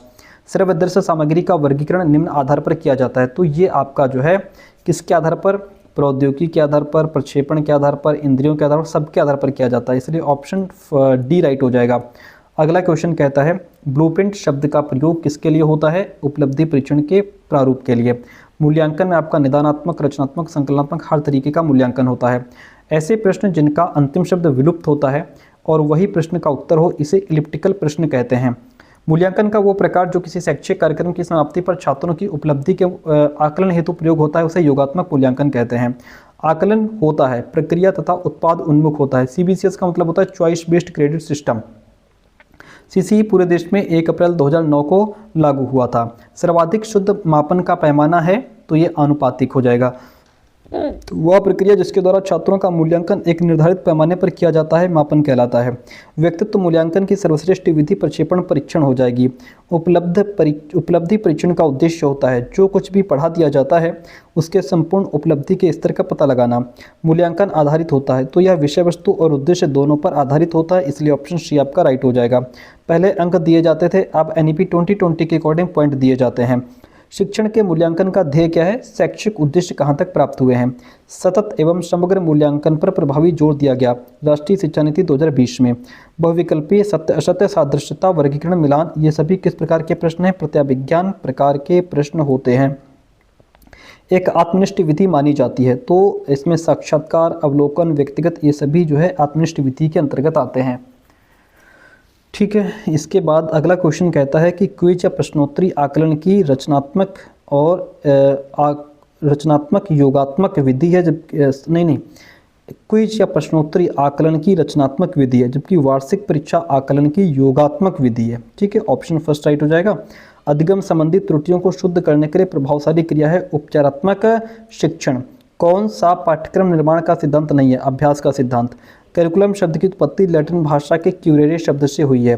पाठ्यक्रम ऐसा होना चाहिए सरल और व्यवस्थित हो, लचीला सुनियोजित हो, दृढ़ और एकीकृत हो। ऑप्शन डी यहाँ पे राइट हो जाता है। प्राथमिक स्तर यानी कि कक्षा 1 से 5 तक के विज्ञान को पर्यावरण विज्ञान के रूप में पढ़ाना चाहिए। वह पाठचर्या जिसमें बालक को कुछ विषय अनिवार्य रूप से पढ़ने होते हैं, कुछ सब्जेक्ट्स का चुनाव विविध विषयों में से करना पड़ता है, उसे कोर पाठचर्या कहते हैं। पाठ्यक्रम कलाकार यानी शिक्षक के हाथ में वह साधन है जिससे वह अपनी चित्रशाला यानी विद्यालय में अपनी सामग्री यानी छात्र को अपने आदर्शों उद्देश्यों के अनुसार ढालता है, ऐसा कनिंघम की परिभाषा है। विज्ञान पाठ्यक्रम के गठन का उपागम है तो इसमें चक्रीय प्रक्रियात्मक उपकरण सभी कुछ शामिल हो जाता है। माध्यमिक स्तर के पाठ्यक्रम प्रारूप का सुझाव किसने दिया, मुदालिया शिक्षा आयोग 1952-53 द्वारा। वाइवेरियम का प्रयोग किया जाता है मेंढक, केचुआ आदि को रखने के लिए। ठीक है, अगला क्वेश्चन, विज्ञान से संबंधित तथ्य, खोज एवं लेखों को किसमें प्रकाशित किया जाता है, जर्नल में। ज्ञान किसी की बपौती नहीं, उसका माध्यम केवल पुस्तक है, ये स्टेटमेंट प्रोफेसर यशपाल का है। पाठ्यपुस्तकों का प्रकरण किस शिक्षण सूत्र पर क्रमबद्ध होना चाहिए, तो यह सरल से जटिल, मूर्त से अमूर्त और अंश से पूर्ण की तरफ क्रमबद्ध होना चाहिए। वह पुस्तक जो शिक्षक के लिए मार्गदर्शन का काम करती है उसे मार्गदर्शिका कहते हैं। मार्गदर्शिका कौन सा कार्य शिक्षक का नहीं है, तो शिक्षक के लिए मार्गदर्शन। चलिए ठीक है, कौन सा कार्य शिक्षक का नहीं है, तो बजट बनाने का काम शिक्षक का नहीं है। शिक्षक से संबंधित किस कार्यक्षेत्र का विस्तार राष्ट्रीय शिक्षा नीति में किया गया है, तो यह शैक्षिक कार्यक्षेत्र का विस्तार राष्ट्रीय शिक्षा नीति में किया गया है। तो प्यारे दोस्तों, ये थी आज का ये जो पूरा इजी नोट्स था, ये हमने इस क्लास में कवर किया और कैसी रही क्लास कमेंट करके जरूर बताइएगा। नोट्स अगर आपने नहीं लिए अभी तक तो ये नंबर है, यहाँ पे व्हाट्सअप करिए। और हमारे कंप्लीट नोट्स तो साथ में दिए ही जाते हैं, और उसके साथ ये जो इजी नोट्स जो हम लोग पढ़ रहे थे ये भी आपको प्रोवाइड करा दिया जाता है ताकि आपको फुल मटेरियल एक जगह मिल सके। ठीक है, व्हाट्सअप चैनल को ज्वाइन करना बिल्कुल ना भूलें क्योंकि यहाँ पे सारी वीडियोज़ को फॉरवर्ड किया जाता है। ठीक है, थैंक यू सो मच।